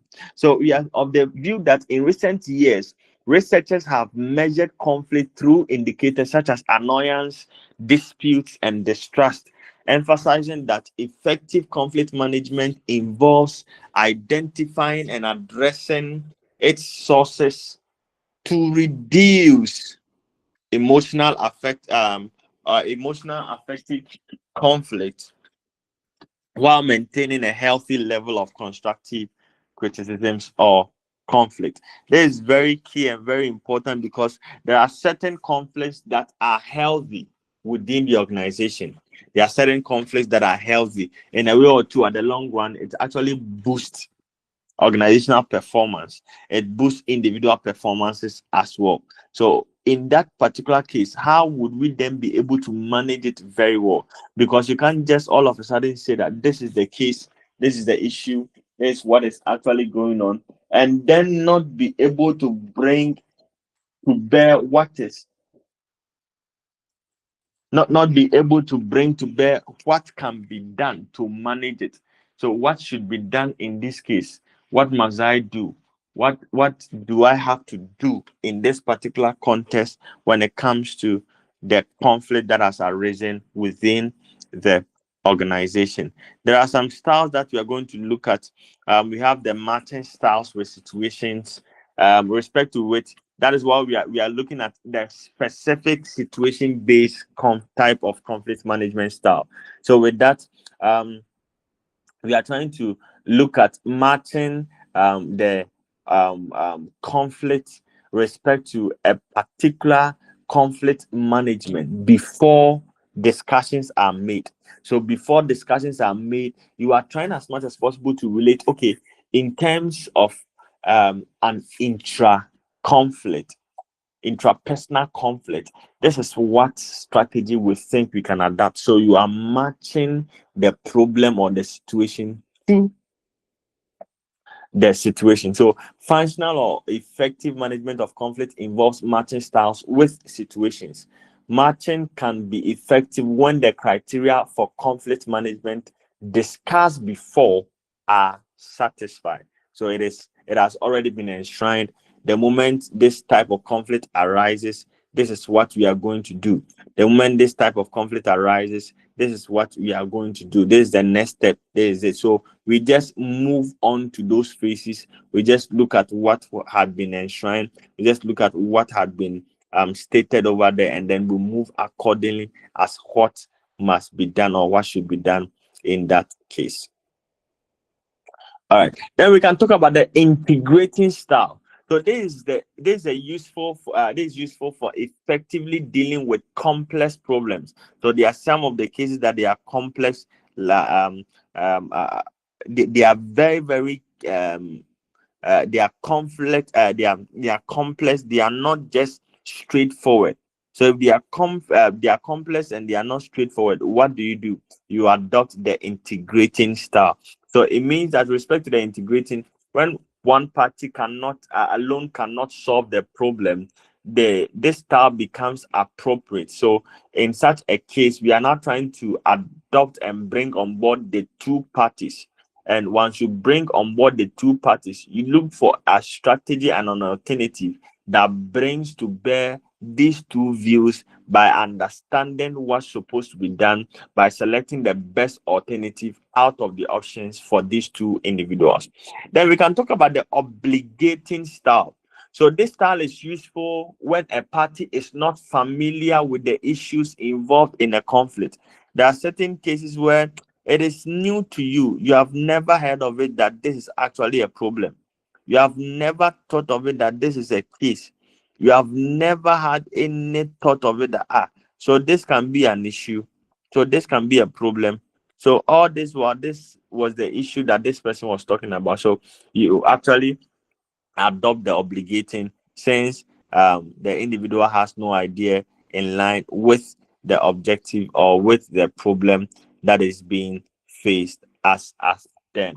Then we can talk about the dominating style. So respect to the dominating style, you are definite on a particular decision. This is not like we are trying to let things slide. This is not like we are trying to see whether we can get a lasting solution. No, no, no. We are definite. This is what we intend to do. This is the problem. This is what we are developing, or this is the strategy we are adopting to solve. This is that strategy that we are deciding that, okay, this strategy can be the best alternative for this option. That is all. So that is our focus, that is our understanding, that's our perspective, that is our domain.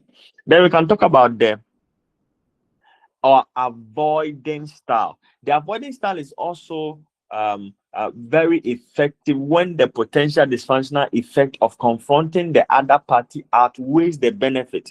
So you are looking at the problem, there's a conflict, but it will cost so much if you approach the individual about the conflict. It will cost so much. So therefore, you let it slide. You just decide to let it slide. So this may be used to deal with some trivial or minor issues, or when a cooling off period is needed. There are some cases that in the heat of the matter, bringing on board a suggestion or bringing on board something may not necessarily be the best alternative. So what you do is that you just allow things to slide. You just allow things to be. Then we can talk about the compromising style. So with the compromising style, we are talking about where a consensus cannot be reached. So the parties need a temporary solution to so with that, simply put, all that we are talking about is that we are trying as much as possible to just, okay, we can't get a lasting solution. There are conflicting, mutually exclusive options.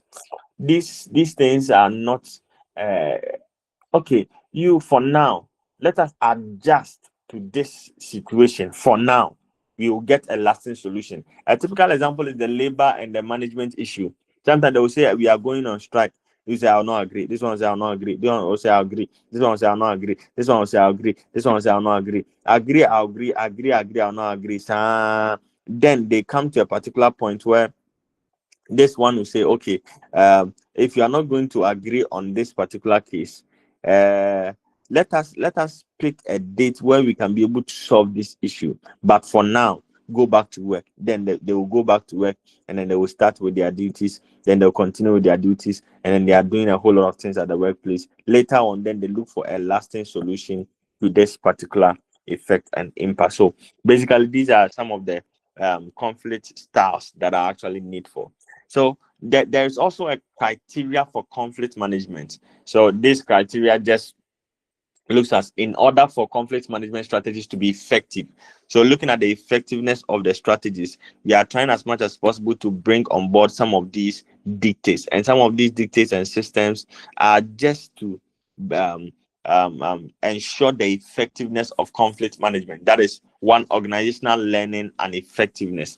It is very important. So conflict management strategies should be designed to enhance organizational learning, and then long-term effectiveness. So if the management strategy is not for a long term, or is not in line with the government, or with the organizational um, strategies, it is really going to have an adverse effect or impact in line with the organizational progress and then outcomes as well.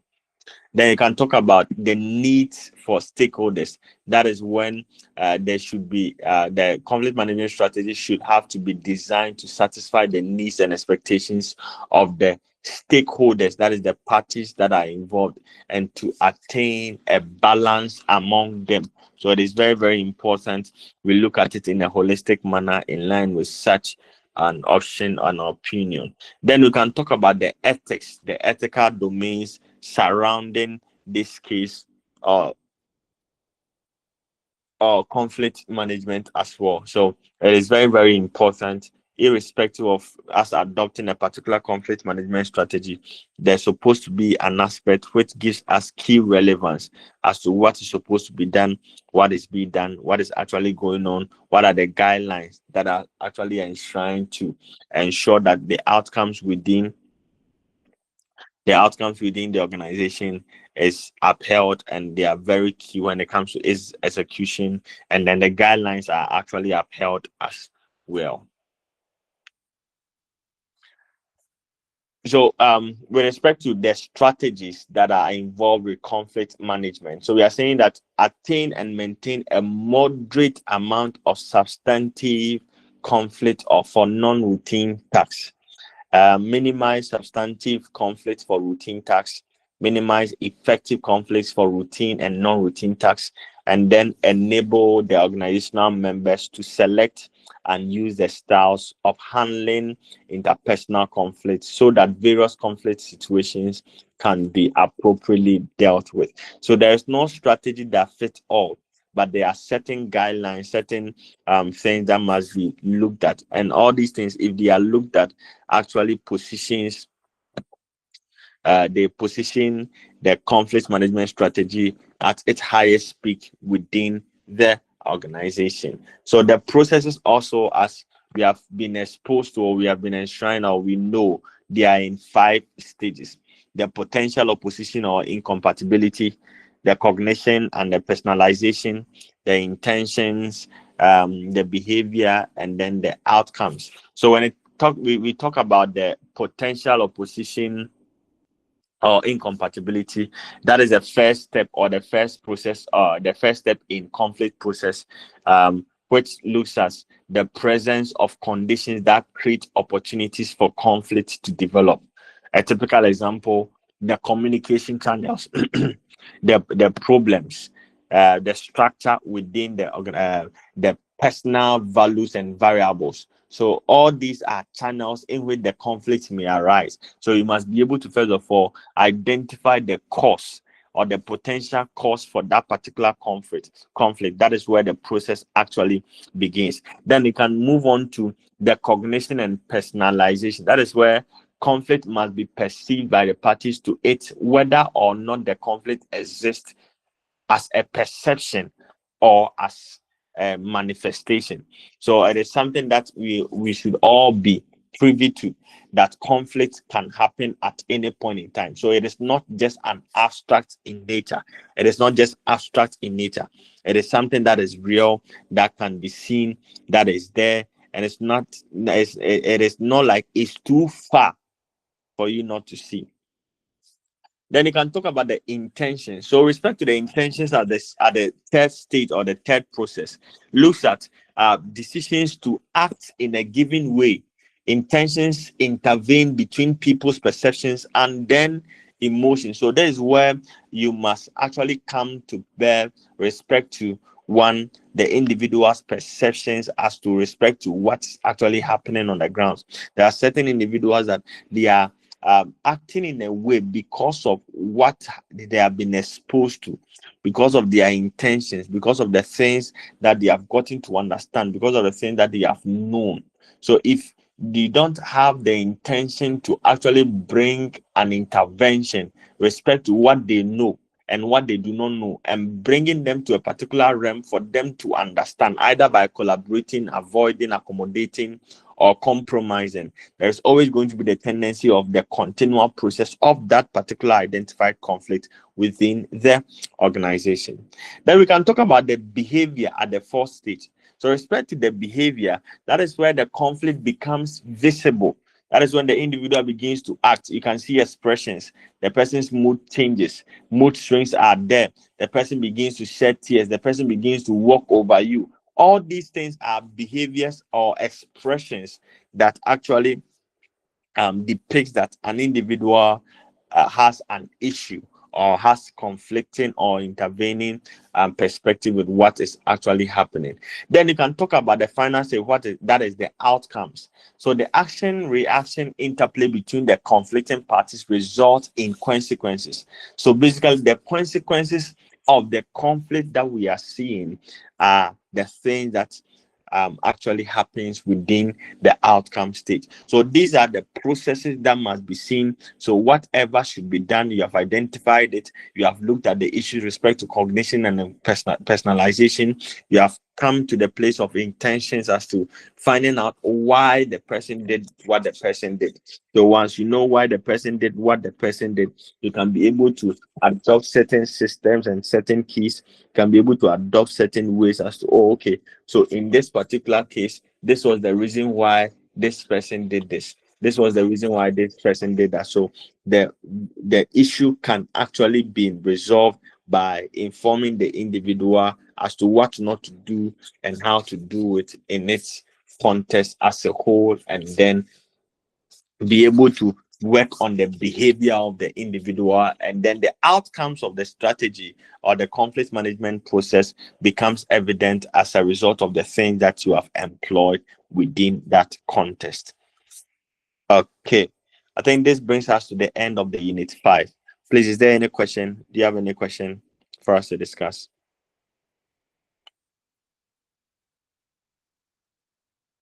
Please, do you have any question? Sir. Good morning, Doc. Good morning, sir. Yeah, Doc. Please, the assignment 2 and 3. Yes, please. I checked, and what I saw there was a mission, but I did it and submitted. Oh, don't worry. I will look at. I think it was raised earlier on, so I will look at Oh, it. okay. I don't know what is wrong with my Google, my classroom platform. I will check it and see the issue, and then possibly get the scores to you as well. But I have the scores here, so I'm wondering why you are not having it at your end. All right. Please, any other question? If No, not, sir. let's go for a Hello, short sir. break. Yes, sir. Oh, Mr. DeGraff. sir, mine is a personal case, and I want you to know whether it is personal or institutional interest or conflict of interest or private interest. After that, I want you to know to tell me whether we have standard of professional practices. If I can bring my case forward. Okay. So please go ahead. Okay, sir. Last 2 weeks, I bought a training college form and 3 universities. Okay. Last 2 weeks, Friday, 17th, 3:45 p.m. they brought admission. Saturday, Sunday wasn't working. Wasn't or were not working days. Okay. So Monday, Tuesday, deadline, that is 21st October. So Monday I went to bank, network problem. Tuesday, network problem. So Wednesday morning I got chance to withdraw the money. I went to the school morning.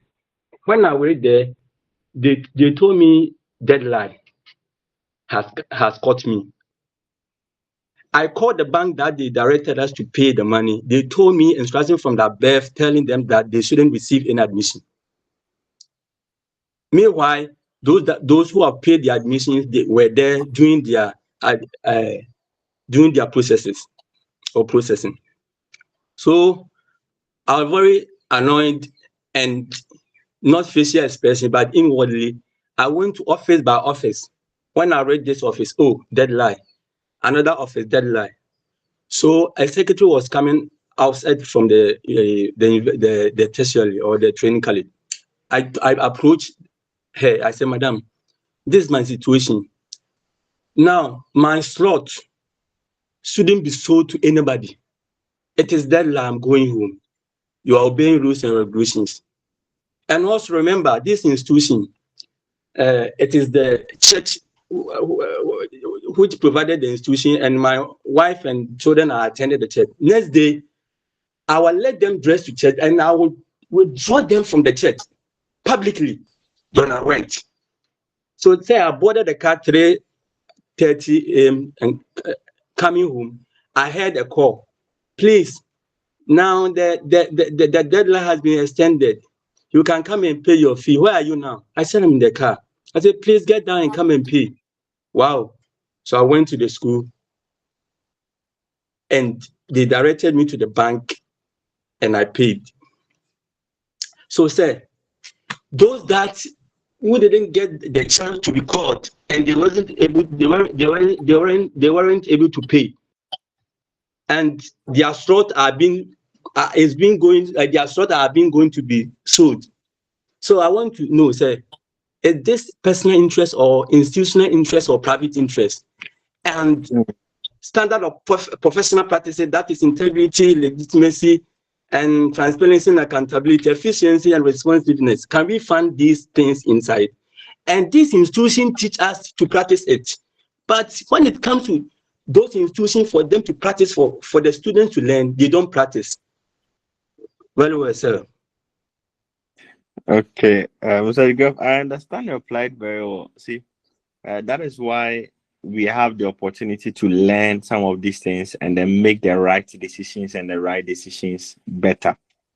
The whole issue is that it's possible that the same person that was telling you that deadline, a whole lot of things, it is possible that maybe, as you were saying, the individual would want to sell your slot so that the person can make a personal gain. It is very possible that the person would want to just make a personal gain, get some money, some funds from your maybe the sale of your whatever your slot to another person. It's possible. It is also possible that there's a loophole in the system that needs to be addressed. That is also possible. But the whole perspective is that, you see, you can't necessarily construe an individual's inability to function within a capacity and say that it is just for all by generalizing it. You can only look at this from the perspective where we are hopeful and we are hoping that the outcome of the event will not be something that is usual within the public capacity by means of doing your own personal things in this case. But all we can say is that, yes, it happens. This is not the first time that I'm hearing of such issues. I've heard of it before. I'm sure some of us here have also experienced some of these things. Yes, they are bitter truths. Yes, they are truths that you wish that there was a way you can do something about it. I think there was a time that I was telling certain people that if I had my way, I wish I could change this. But the thing is, as of now, what are you doing about it? As of now, what are you doing to change the whole narrative? So it's not entirely about what the people are doing. It's not entirely about what we are doing. It's about what you are also doing in your capacity as a public official or as an individual. Yes, there is so much of a case or an issue with respect to public trust. But in as much as it is so, yes, you are hurt by the system. You have been hurt by the system. You have been in a way or two, to the extent it's we wouldn't say you have been defrauded or something, but at least to an extent you may feel so that so had it not been that you took the decision to withdraw your family from the church, they wouldn't have actually taken this decision in my name. What about the people that did not have the opportunity to do so? All these things are viable questions, but this question still remains: what are we as public officials doing to change the narrative, to improve public trust? What are we doing as a whole? Well, I think we can start from now That is why we are gaining all this knowledge. That is why we are looking at all these systems to ensure that at the end of the day, it is going to be to our advantage as well. Please, are you okay with that? Very well. Okay. All right. Please, is there any other question? Okay. Please, if not, let's go for a quick 10 minutes break and then we'll come and then wrap up with the unit 6. All right. Thank you.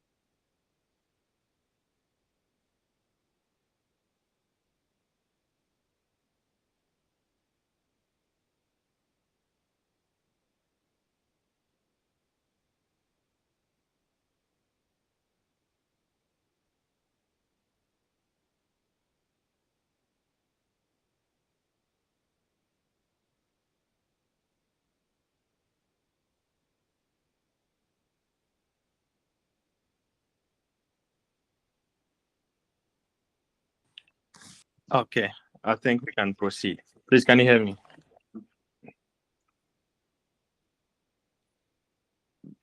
Please, are we here? Yes, sir. Okay, so I think we can proceed now. All right, so with the Unit 6, we are going to look at the policy framework users in the public sector. We are trying as much as possible to look at the governance system. We are trying as much as possible to look at the governance, the government, the structures, the organizations who are responsible for the development of frameworks within the public sector. So that is what we are going to look at. That is what our centrality is going to focus on. So first of all, we are going to look at the public governance. We're going to talk about the regulatory reform framework, the coordination across government and regulatory impact, consultations, international standards, and then the review mechanisms, and then international domains as well. So basically, these are the very aspects that we are going to touch on. We are going to focus on this morning as well at the Unit 6 of, and that is the final session with respect to our discussion on public sector administration and management. All right, so with respect to the public governance being the first governing and then ruling system within the structure, the public governance encompasses the formal and informal systems that guide how public decisions are made and implemented, ensuring that governance upholds constitutional values while adapting to changing societal and economic challenges. So we are looking at how the governance is very important for investors and businesses, how it builds trust and provides certain rules and certain stability, or a form of stability that is needed for planning investments and in the medium and long-term systems. So with respect to the public governance, it facilitates a smooth and productive interaction between the state and then the general public. You should not forget that when it comes to the government actually contracts public officials to render services to the citizens. So it is more or less like a governance structure in that particular prospect. So the outcome is geared towards its citizens. So we are looking at, in actual context, what is the current participative and transparent system within the governance or the public governance, and is it more participatory enough? Is it more transparent enough to warrant some of the trust that we are looking out for within the public sector? And we're also of the opinion that when it comes to the public governance as well, there are certain key indicators that makes it quite interesting. There are certain key indicators that are very key when it comes to spearheading the activities and then trying as much as possible to establish some of the facts around public governance. So effective public governance fosters transparency, it fosters participation, it fosters regulatory clarity, and thereby resulting in the building of trust between the state and then the citizens of the state as well. Then what are some of the elements of good governance? The first element of good governance is what we refer to as what the rule of law. The rule of law. This rule of law is very key because good governance requires fair legal frameworks that are enforced by an impartial regulatory body for the full protection of stakeholders. So if there are laws in that, it means that good governance is something that is very realistic within the country as a whole. Talking about in terms of regulatory frameworks and systems and issues about public governance. The next aspect is what we call the transparency aspect. That means where information should be provided in easily understandable forms and media, that it should be freely available and directly accessible to those who will be affected by governance policies and practices, as well as the outcomes resulting therefrom. So if the citizens are the ones that are enjoying and receiving this service that is provided by the government through some of the organization and institutions, they must actually be transparent enough to spell out some of these dictates. They must be transparent enough to reveal onto us the systems and the dictates around some of the issues that I intend to achieve at the end of the day. The third aspect or the third element of a good governance is responsiveness. So, good governance requires that organizations and their processes are designed to serve the best interest of stakeholders. So, in this case, the stakeholders are referred to as what? As citizens within a reasonable time frame. You should be responsible. You should own up to some of the things. You should be the one to actually come on board to ensure that you are solely responsible to serve the interests of the citizens. And it's very key in that particular context. The fourth element of good governance is what we refer to as consensus oriented.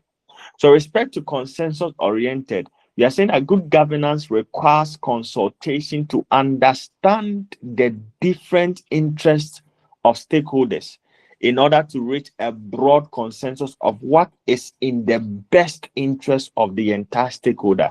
So, we are looking at which of them would satisfy a lot of people. So, just as the governance of Ghana, you can't say that um, every initiative is going to benefit everyone. No, but the one with the most people in mind, the one with the most individuals that in a way or two, you know that this person has or the tendency of this person's outcome or this person's view on A, B, and C is most realistic and reliable and is going to impact and influence a lot of people. We look at it and then side with that aspect as well. Then the final aspect or the final element of a good governance is equity and then inclusiveness. So in that, organizations must provide the opportunity for stakeholders to maintain, enhance, and generally improve their well-being.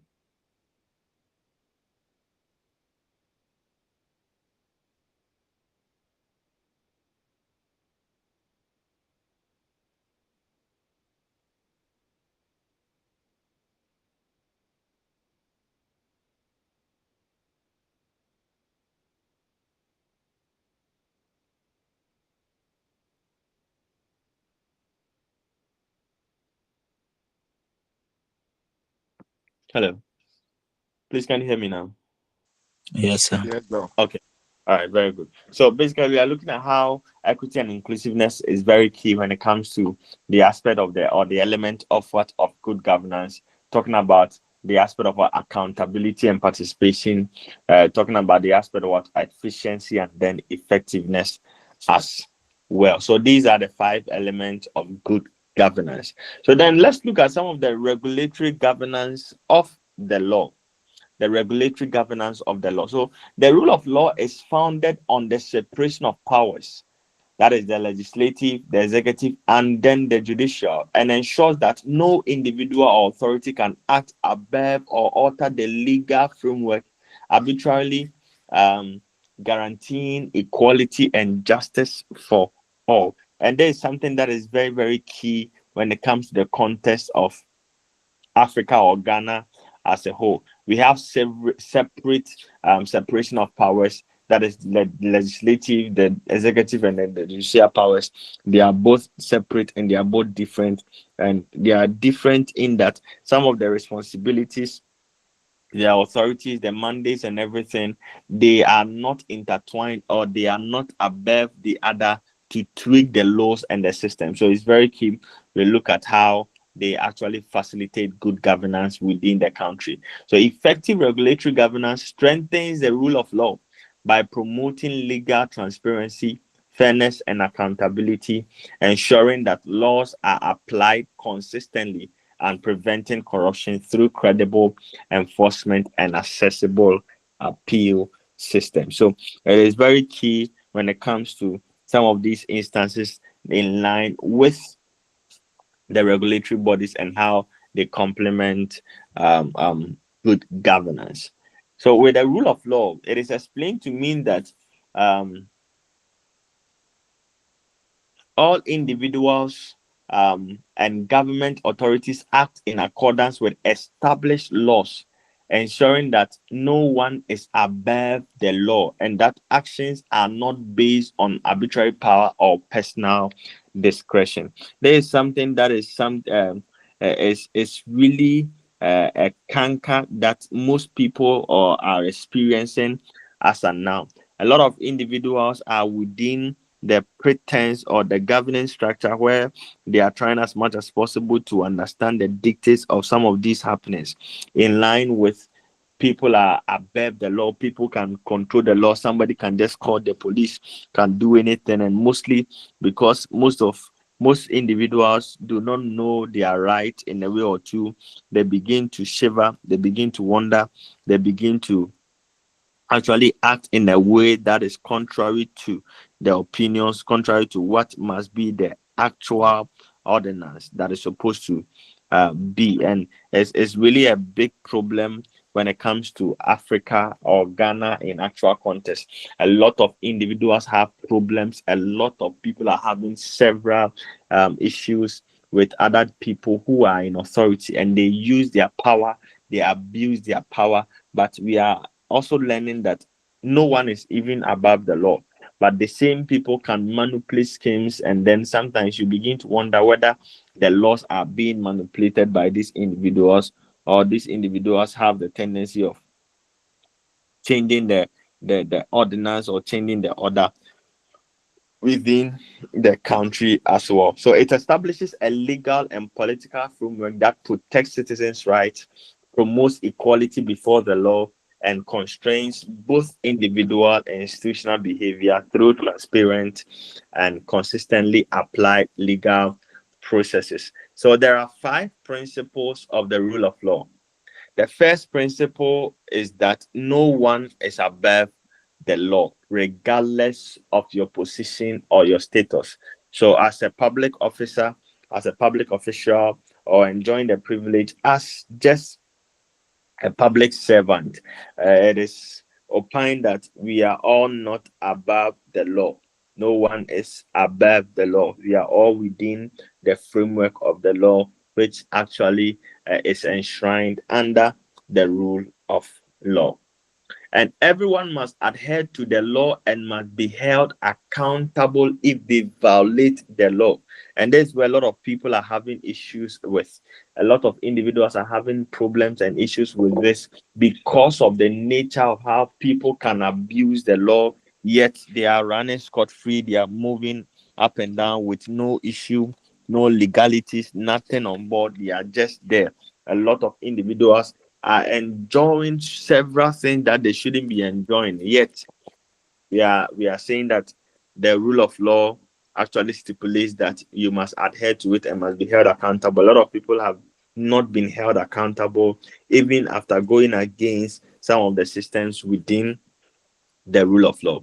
And we're also saying that the law must be equally and consistently and fairly enforced, which is very, very key for the law to have so much power. There is a principle where we must all equally, based on the things that we have experienced, based on the issues that are around it, we must all be equally and consistently and fairly must it be enforced within the framework as well. So we work within the framework, we move according to the dictates in the framework, and things are aligned in that in the name of the law.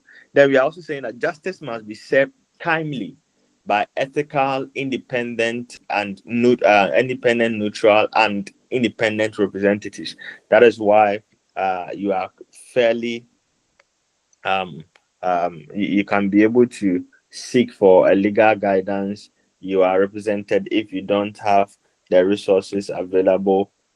Some individuals in a way or two, or people of the law will provide such assistance onto an individual who is actually in that particular capacity, and such is awarded, or such individual is assisted with timely justice within that context. But as of now, a lot of people in the world too that I know of, a lot of individuals.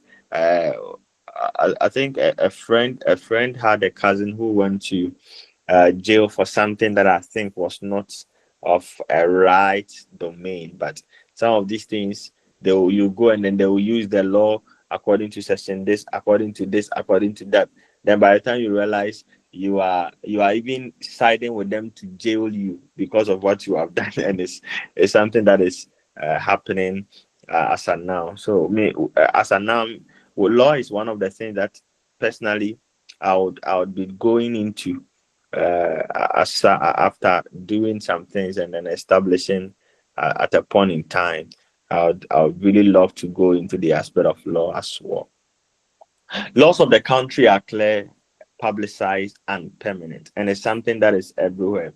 The laws of the country, in fact, our constitution, the 1962 constitution has a lot of things that are within that framework that are laws that are binding. So that is why people will say, oh, the law will tell you that ignorance of the law is actually not an excuse, because if you think it is an excuse, they will let you understand and know that indeed all these laws were made available. You just decided not to see it. You just decided to flout the orders within that domain. So these are the um uh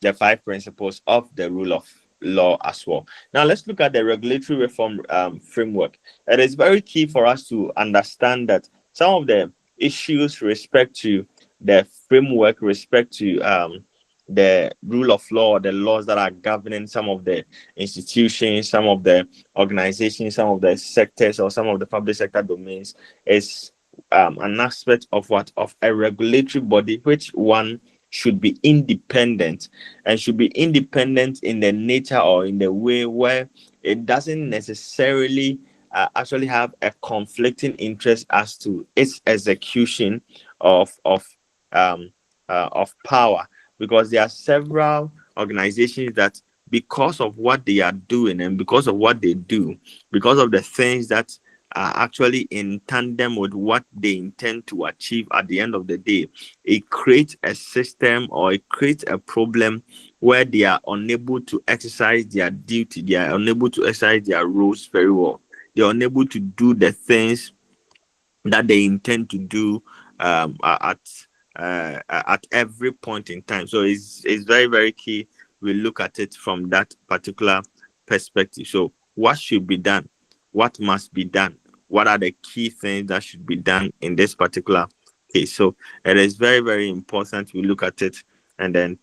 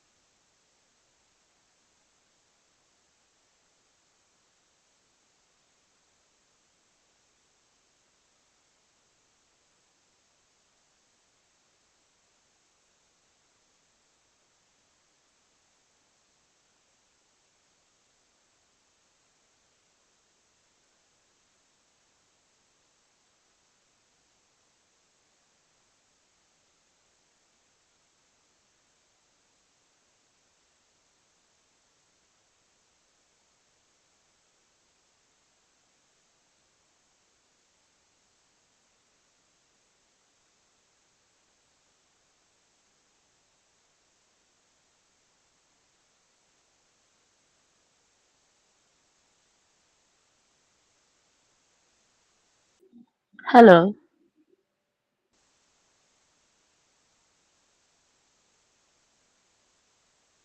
Hi.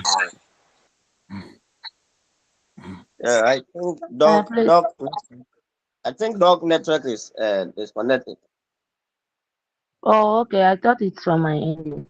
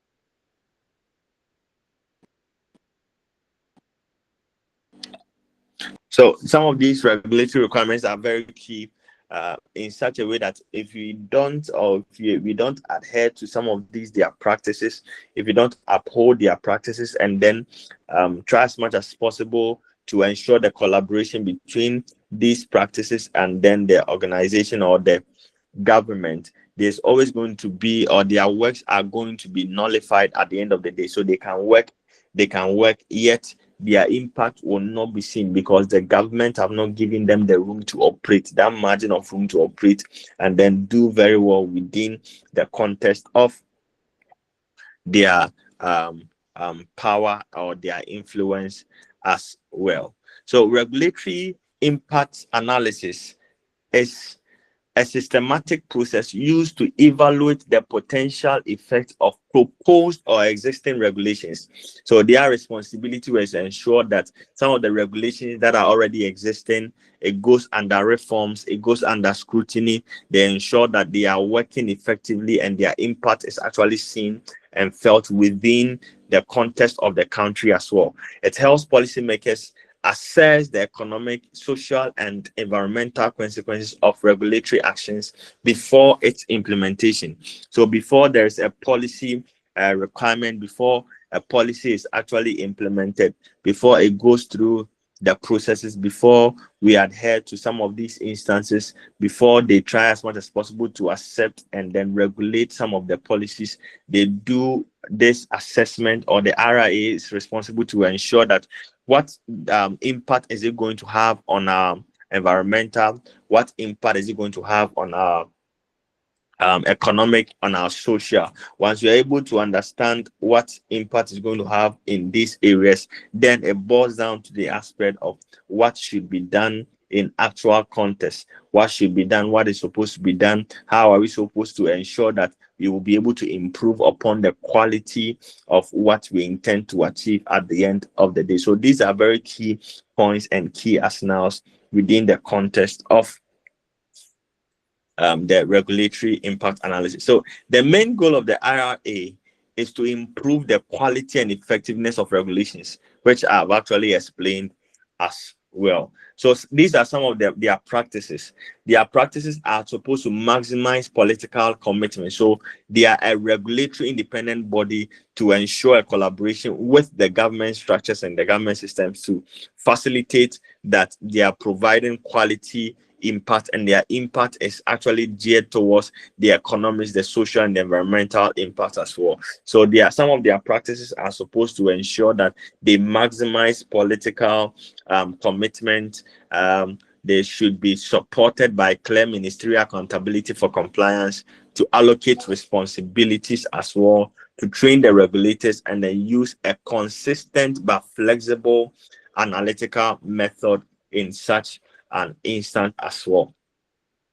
So with respect to all these, then it means that there's going to be a higher burden on the public officer. So the public officer we are talking about, with the public individual that we are referring to, then there's going to be so much of a burden. You establish a framework. After establishing the framework, you're supposed to go through a lot of regulatory requirements and bodies to ensure that some of the things are very key. Some of the things that are in line with their rationale is in tandem with the things that you are doing as a framework, or as an independent body. The next thing that we are going to look at, or we are supposed to look at, is then how can consultations be done to ensure that the burden with respect to the administrative systems are lessened. So they are less. So public consultation and simplifying the administrative burden. So we have gone through a lot of processes to come to a point where consultation should capture the consultation captured by powerful interest must be avoided. So with a conflict of interest, with ideal perspective, with ideal motives from various perspectives, from various individuals, we are trying as much as possible to ensure that these individuals actually abide by the rules. However, it doesn't also increase their burdens. To increase their burdens as well. So public consultation actually ensures that laws and regulations are developed transparently, allowing input from all relevant stakeholders, including its citizens, including businesses, including investors, including civil society, and then different levels of government. It actually enhances regulatory quality by incorporating diverse expertise, balancing interests, and then identifying unintended consequences of such. So simply put, what public consultation mechanisms and procedures, that is including some of their notification, what it goes through to actually yield the outcome that we are saying. We are saying that respect to the public consultation, it is very key because it includes the citizens within the country. It also brings to bear some of the inclusion of the businesses, the investors, the society, and the several levels of government within the organization as well. And that effective consultation actually promotes understanding, voluntary compliance, and trust in regulation, while preventing dominance by powerful interest group. So once you diversify the system by bringing on board some of these regulatory bodies, by bringing on board some of these independent bodies that ensures and facilitates transparency, it actually brings on board all diverse people. So the citizens are included. There is a say from the citizens. The levels of government are included. There is a say from them.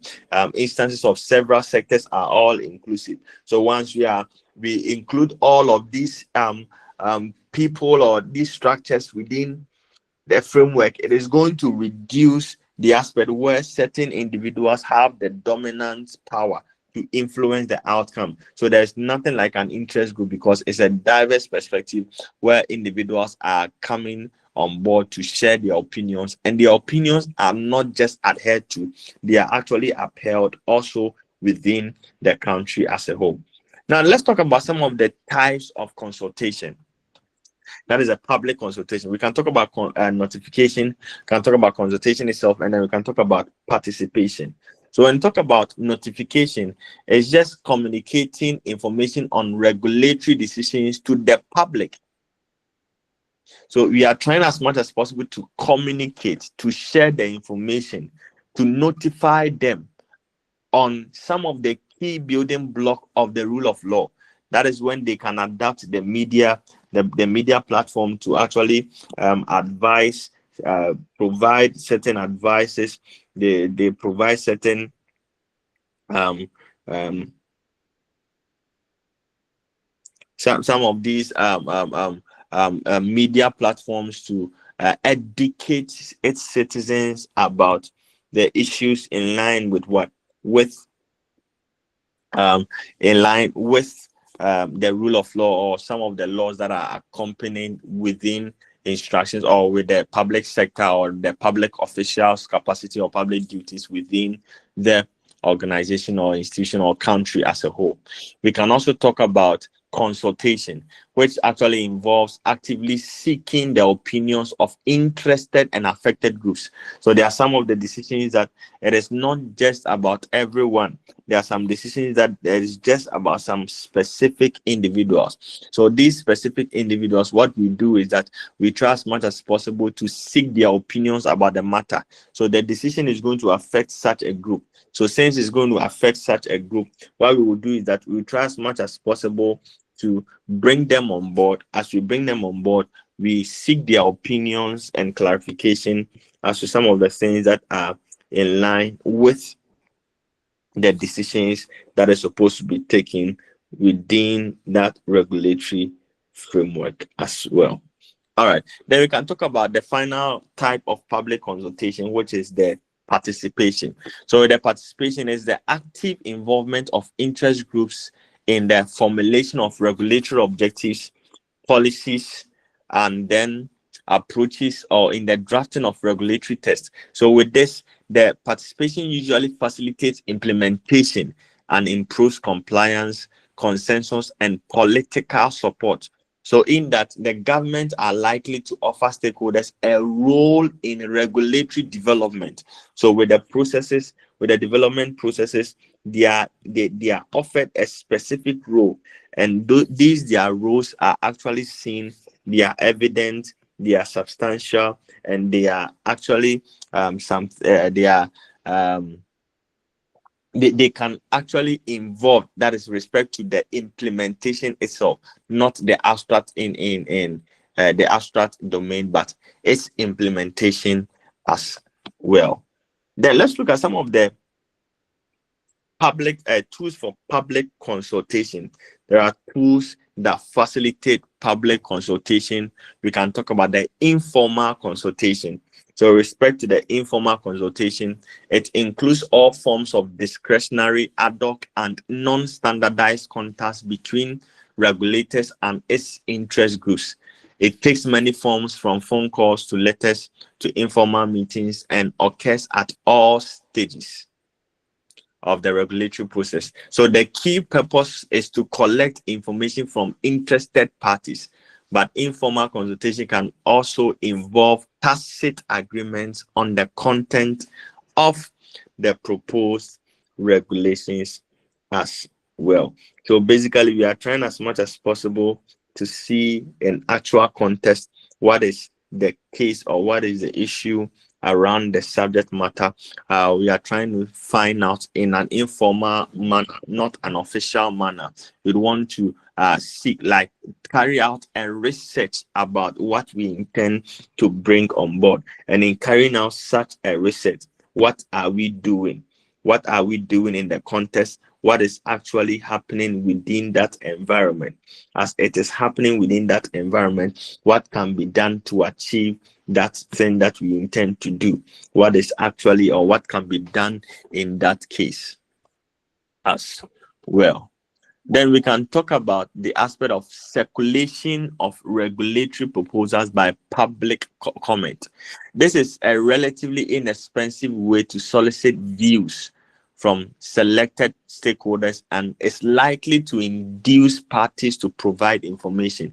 So it's just a way of trying to siphon information from certain people, so trying to get information from certain individuals, and these individuals, in a way or two, are people that can be or are affected, are widely affected by some of the regulations within the framework. So if they are affected by the regulations, it means that the whole system in a way or two is just has been established to ensure that these people in a way or two can be able to give us the information that is needed, the information that is required, the information that is key when it comes to trying as much as possible to understand some of the relations around that particular proposal that is being made. Then we can talk about the public notice and comment. With respect to the public notice and comment, it's more open and inclusive, and usually more structured and then formal. So as there is a public notice, so there is a public notice that, oh, on this particular day, at this particular time, this is what we intend to do. We would want to do a forum, and this forum is geared towards handling a regulatory proposal. So those who are interested should come around, or certain specific people supposed to be there to share their opinions. Certain people are supposed to be there to bring on board their views in line with what they intend, or in line with what should be achieved at the end of the day. So these are some of the things that are very key in line with the public notice and then the comment. Then we can talk about the hearings. So the hearings, they are just public meetings on particular regulatory proposals at which interested parties and groups can comment in person. So you can be able to comment in person. It's just a public opinion, just a public platform that you are trying as much as possible to experience, to get to a feel of it, to be involved in some of the regulatory bodies, to submit your written information and data at such meetings. So they will make a public announcement that on this particular day, at this hour, this is what we intend to do. And in so doing, these are some of the things that we are looking forward to achieving at the end of the day. So this is the public hearing. And then we can talk about the advisory bodies. So with the advisory bodies, our interest or our focus is looking at the individuals that are very, very key. Those people are very needful. These people are very needful, and they are very needful in the context where we are trying as much as possible to seek their expert opinion. So they offer technical advice, their expert opinion when it comes to some of the things that are connected in line with the policy that is supposed to be initiated, or the policy that is supposed to be implemented in that case. All right. Then we can talk about the policy practices to scrutinize. Yes, there are several things that the regulatory bodies in a way or two, yes, they are doing well. They have been effective in some of the administrations. They are trying as much as possible to do well, to bring on board some of the dictates in line with what would actually help on the way forward, with line with what will actually help when it comes to trying as much as possible to ensure that individuals are up to tax, or people are up to tax with what they are supposed to do or what they are doing in the long run or in the short run. But notwithstanding, there are instances also where we have to, or there are instances where there are issues that are in there that if they can go under a particular scrutiny, it will make their jobs or their works more effective and efficient. They can be able to work very well. They can be able to perform up to task. So effective scrutiny of public consultation practices involves evaluating the types and mechanisms used by the regulatory authorities. So what type of mechanism are we using? What regulatory mechanism are we adopting? You have to evaluate it. So you have been using this type or this kind for about 2 years. What has been the outcome? What has been the impact? You can be able to go through all these processes, understand the pros and cons, and be able to improve upon their performance at the end of the day. And that is something that is very key and needful, specifically in this our part of the world, like Africa per se, or Ghana in actual context. It is very, very key, because the fundamental assessment should analyze all public consultation types and mechanisms available and applied by the regulatory authorities. Very, very key, because some of these things, if you want it to be very effective, the means of communication should be defined very well. It should enter into certain, or we should come to a place where we have official website for some of these regulatory bodies, publications, and they can notify the citizens as and when any of these as and when any of these communications should be done, and then for them to be involved as well when it comes to dispersing their duties, when it comes to trying as much as possible to render their duties within the framework of the organization. So it's very, very key in that context. Then we can also talk about the quality of their mechanisms. The quality is also very, very important. Quality of the mechanism is very, very important as well. So what quality are we looking at? What quality is being looked at in this particular case? What quality is being looked at? So the outcome, they must continually improve on their performance. They must continually improve on their outcome. They must continually ensure that the things that they are doing are actually in tandem with what the organization or the country or the government seeks to achieve at the end of the period. Then we have to also, in a way, if you are talking about trying to bring a policy to scrutinize some of their systems, then it means that you should also be able to develop a policy framework for them. Because if the independent body that is being the regulatory body is not under any domain of a policy that they can lean on, it means that it is also going to have a conflict of interest at the end of the day, because there are people that are going to be within those frameworks, within those bodies, within those regulatory bodies. So if they are there and there is no framework that they can lean on, if they are there and there is no system that have been aligned onto them for them to have a feel of what is actually going on, then it means that there is always going to be the tendency of also a conflict of interest within their capacities also. So what do we do? Then it means that we must develop a policy framework for them. So defining a policy approach to dealing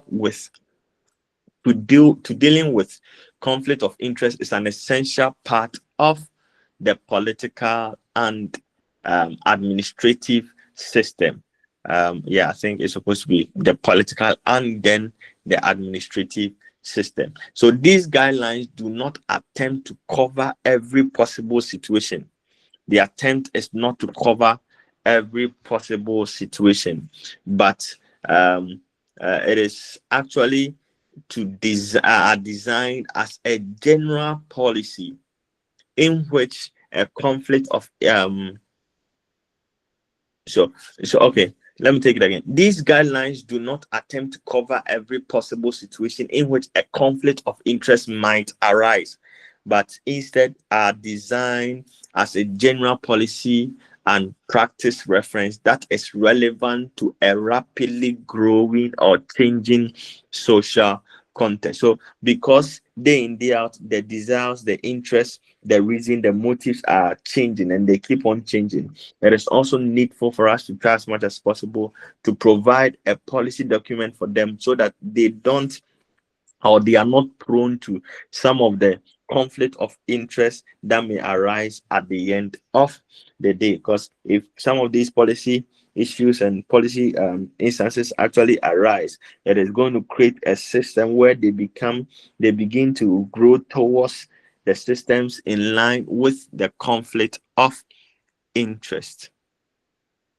All right. So in developing the framework, you must first of all, as we did in the previous unit, you must identify the relevant conflict of interest situations that is also within the regulatory framework. It is very, very important. If you don't define the general features of the conflict of interest, if you don't identify, if you don't inculcate the leadership and the commitment system or structures in there, if you don't create awareness or anticipate some of the occurrence of a conflict of interest, if you don't appropriately disclosure some of the adequate information for effective management, partnerships, assessment and evaluations, and then redevelopment and adjustment, it is always going to create the tendency of issues of conflict of interest happening within such regulatory frameworks. So you must just provide a clear and then a realistic description of what circumstances and relationships can lead to a conflict of interest situation there. You can also ensure that the conflict of interest policy is supported by organizational strategies and practices to help with identifying the variety of conflict of interest situations as well. Also, trying as much as possible to ensure that public officials know what is required of them in a relation to identifying and declaring conflict of interest situations. Then, as you have been able to identify all those things, you move to the aspect of then trying to implement the policy framework. So to implement the policy framework, you have now been able to what? Try as much as possible to identify the primary responsibility of the public official. He is aware of the possible conflict of interest scenarios. Is aware of the public bodies and their regulations. Is aware of the government organizations and what they are doing with respect to their responsibility. Is aware of such conflict of interest issues that can come around all these things. So if you are effectively implementing it, you are implementing it based on knowledge. You are implementing the framework based on a predisposed knowledge, which in a way or two in the long run is going to uphold organizational integrity and then public confidence with respect to or from the view of its citizens as a whole. Then you must also undertake the aspect of what? Demonstrating leadership commitment. That is by taking responsibility for the effective application of such policies. So as a public official, once these frameworks have been implemented, it's one of your responsibilities to actually ensure that we are taking responsibility for the effective application of such as well. Then let's look at the final aspect of the Unit 6 that is talking about the review mechanisms. So with the review mechanisms, at least at the end of each session or at the end of each implementation of a framework, it is quite expedient that you do what? You review the structure. It is very expedient that you review what you have done, because you will not know what to do again until you review what has been done, what is supposed to be done, what should be added, what is supposed to be added, what should not be added. All these are very key when it comes to trying to establish a legal framework that is best fit for the outcome that you intend to achieve at the end of the day. So we are saying that review mechanisms should actively involve NGOs and civil society organizations to ensure transparency, accountability, and inclusiveness in assessing how policies or protocols are implemented using tools such as country visits, stakeholder meetings, and then shadow reports. So these are very key, because if it is a regulatory body, how would they actually be checked if you don't include other non-governmental organizations? Because it's already established by the government, although acting as an independent body, but it's still established by the government. So it is very key and it's very important that we involve other stakeholders like NGOs, which we have the assertion that their views in a way or two, their views are not contradictory with what should be achieved at the end of the period, to serve as a check for some of these organizations as well. All right. So civil society can play a vital role in identifying areas requiring technical assistance, contributing expertise for capacity building, and then supporting the delivery of technical assistance to strengthen implementation and compliance processes as well. Then why then the need for such a mechanism review? If you are saying that they are doing very well, they are in compliance with the law, they are ensuring that some of the activities have been upheld, then why then do we have to, in a way or two, bring on board some of these legal issues, bring on board some of these legal regulations around it? It is also very important that in as much as all these things are very important, the review of the mechanism is very key, because an effective mechanism would benefit civil society organization. Because so the interest is not just the implementation, the interest is not just trying as much as possible to establish a framework which is very is just working, no, but the impact of the working mechanism, the impact of the effective mechanism, the impact of the mechanism which is actually doing very well. It goes a long way to affect a lot of things that is in and around the organization.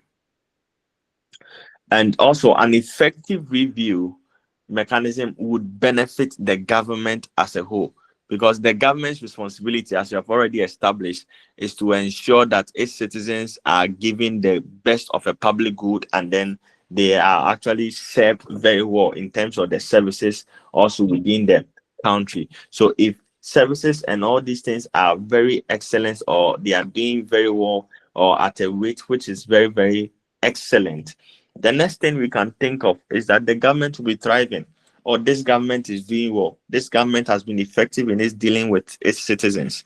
The citizens are praising the government because the government is a listening government and is actually paying much attention to some of the things and the details within the organization. So it's very, very important, and it's very key. We look at it from that context as well. Then, so just as some of the policies that can be, or that should be looked at when it comes to the scrutiny of such regulatory bodies as well. So government should assess their participation in international and regional anti-corruption treaties and initiatives, ensuring effective implementation, enforcement, and then compliance with global standards on integrity and transparency. So if you have noticed carefully, we keep mentioning the aspect of integrity, the aspect of transparency, because these are two key indicators that signifies and ensures that indeed an individual government is working very well, because the country or the citizens are having so much of a trust in them. If your citizens are not having trust in you, it means that there is a question mark when it comes to your administration, when it comes to what you intend to achieve, when it comes to what you are trying to achieve, even either in the short run or in the long run. So it's very, very key we look at it from that context. And we also have the view that evaluation should include both internal and external performance indicators. Very, very important, very, very key. You are trying as much as possible to improve on public trust. So if you want to improve on public trust, what do? You make sure that there is both inclusivity when it comes to internal and then external domains, in line with trying as much as possible to establish transparency, both from the international perspective, also from within, to guard against corruption. Very, very key, very, very important. Until you get to understand some of these things, it is always going to result in the tendency where there are issues around the case of the policy recommendations or requirements that have actually been adhered to within the context of the organization. Then we can also look at the active involvement in international corporations. Sometimes some of these international bodies serves as a check, like the IMF that we have, for instance. In as much as we take money and funds from them for them to push their policies onto us, they also serve as a check, so that in case there is anything, they will just intervene. In case there are certain schemes and systems that are not in tandem and that would result in certain negative impacts, they will just intervene, and then they'll bring on board some of the things that could be beneficial to the organization or to the individual as well. Then we can talk about continuous monitoring and reviewing of anti-corruption laws, which is very, very key, because if you would want to be very transparent, if you would want to gain certain trust from the citizens, if you want to improve on the performance of the things that are within the government through the public official, you must be able to ensure that continuous monitoring and review is something that has been upheld to, and it's something that is being upheld to within the organization, whether annually, quarterly, semi-annually, depending on what you intend to do, so that you can quickly identify some of the gaps. And after quickly identifying some of the gaps, you can be able to get some of the strategies, or just get a particular scheme that will just fit and then work within the shortest possible time, in order for it not to create a lot of loopholes in the system at the long run as well. So basically, we are done with what we intended to achieve. We have looked at the place of the conflict of interest, its styles, its management, its resolutions, and schemes around it for the Unit 5.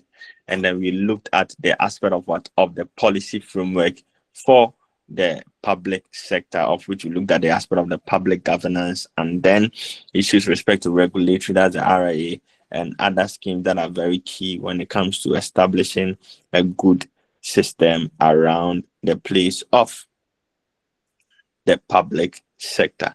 Please, do you have any question?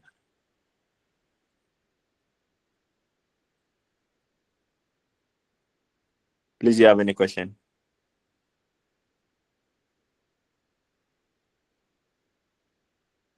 Please, can you hear me? Yes, sir. Yes, please. We can Please, see. yeah. Hello, Doc. Is there any question for us to discuss? It is well, Doc. Okay, so please, I'll have to work on some of the assessments now. So please, just go on the platform. The materials have been made available. I think I've taught you how to navigate your way around the platform. This is not the first time I'm doing so, but I think we have some time. Let me quickly go through finally, and then we will see. Let me see.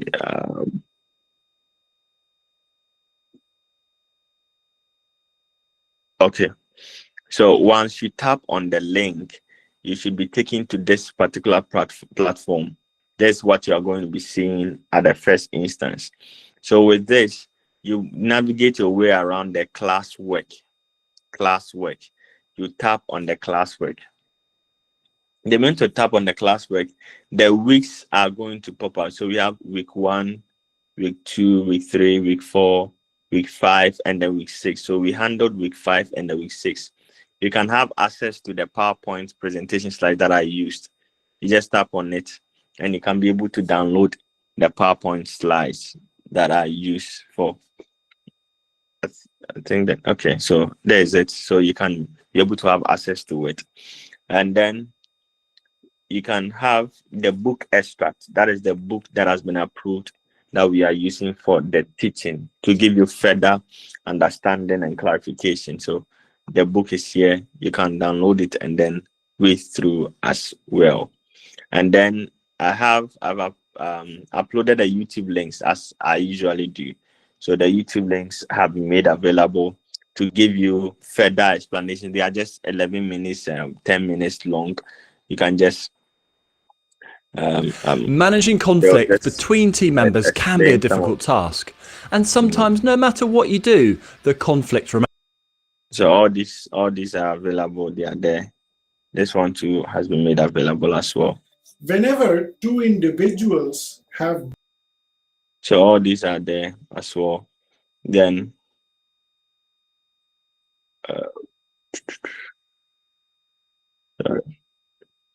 then we have the analytical reasoning test. So once you tap on it, you can either click on this link or this link. They are both function the same. So you click on the link, it will take you to another platform. So let me show you the platform.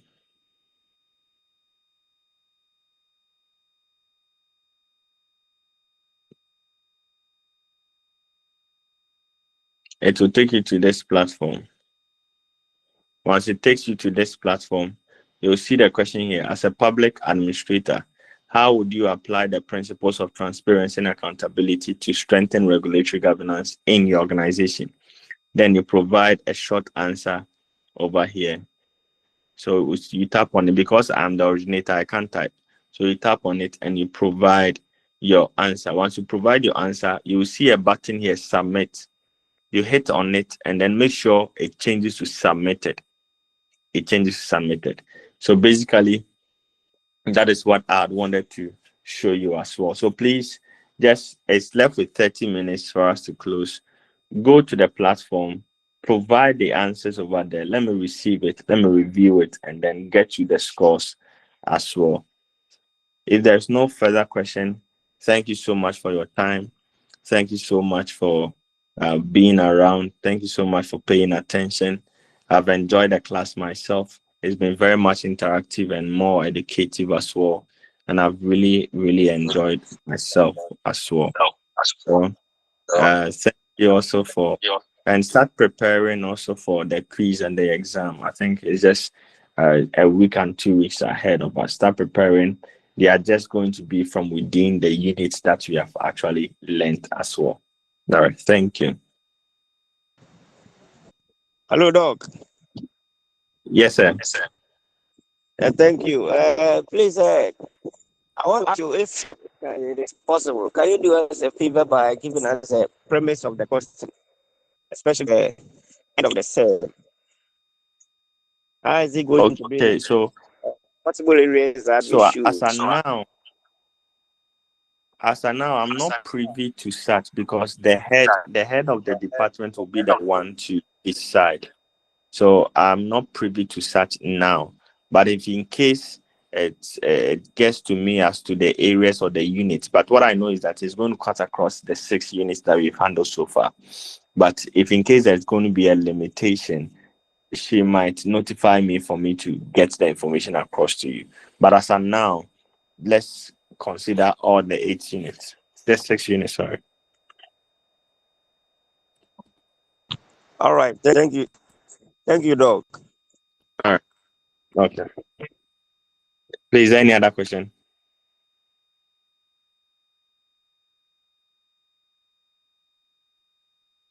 Okay. All right. So thank you so much and have a nice day as well. Bye-bye. Thank you. Bye. Same to you, Doc. Thank you. Bye.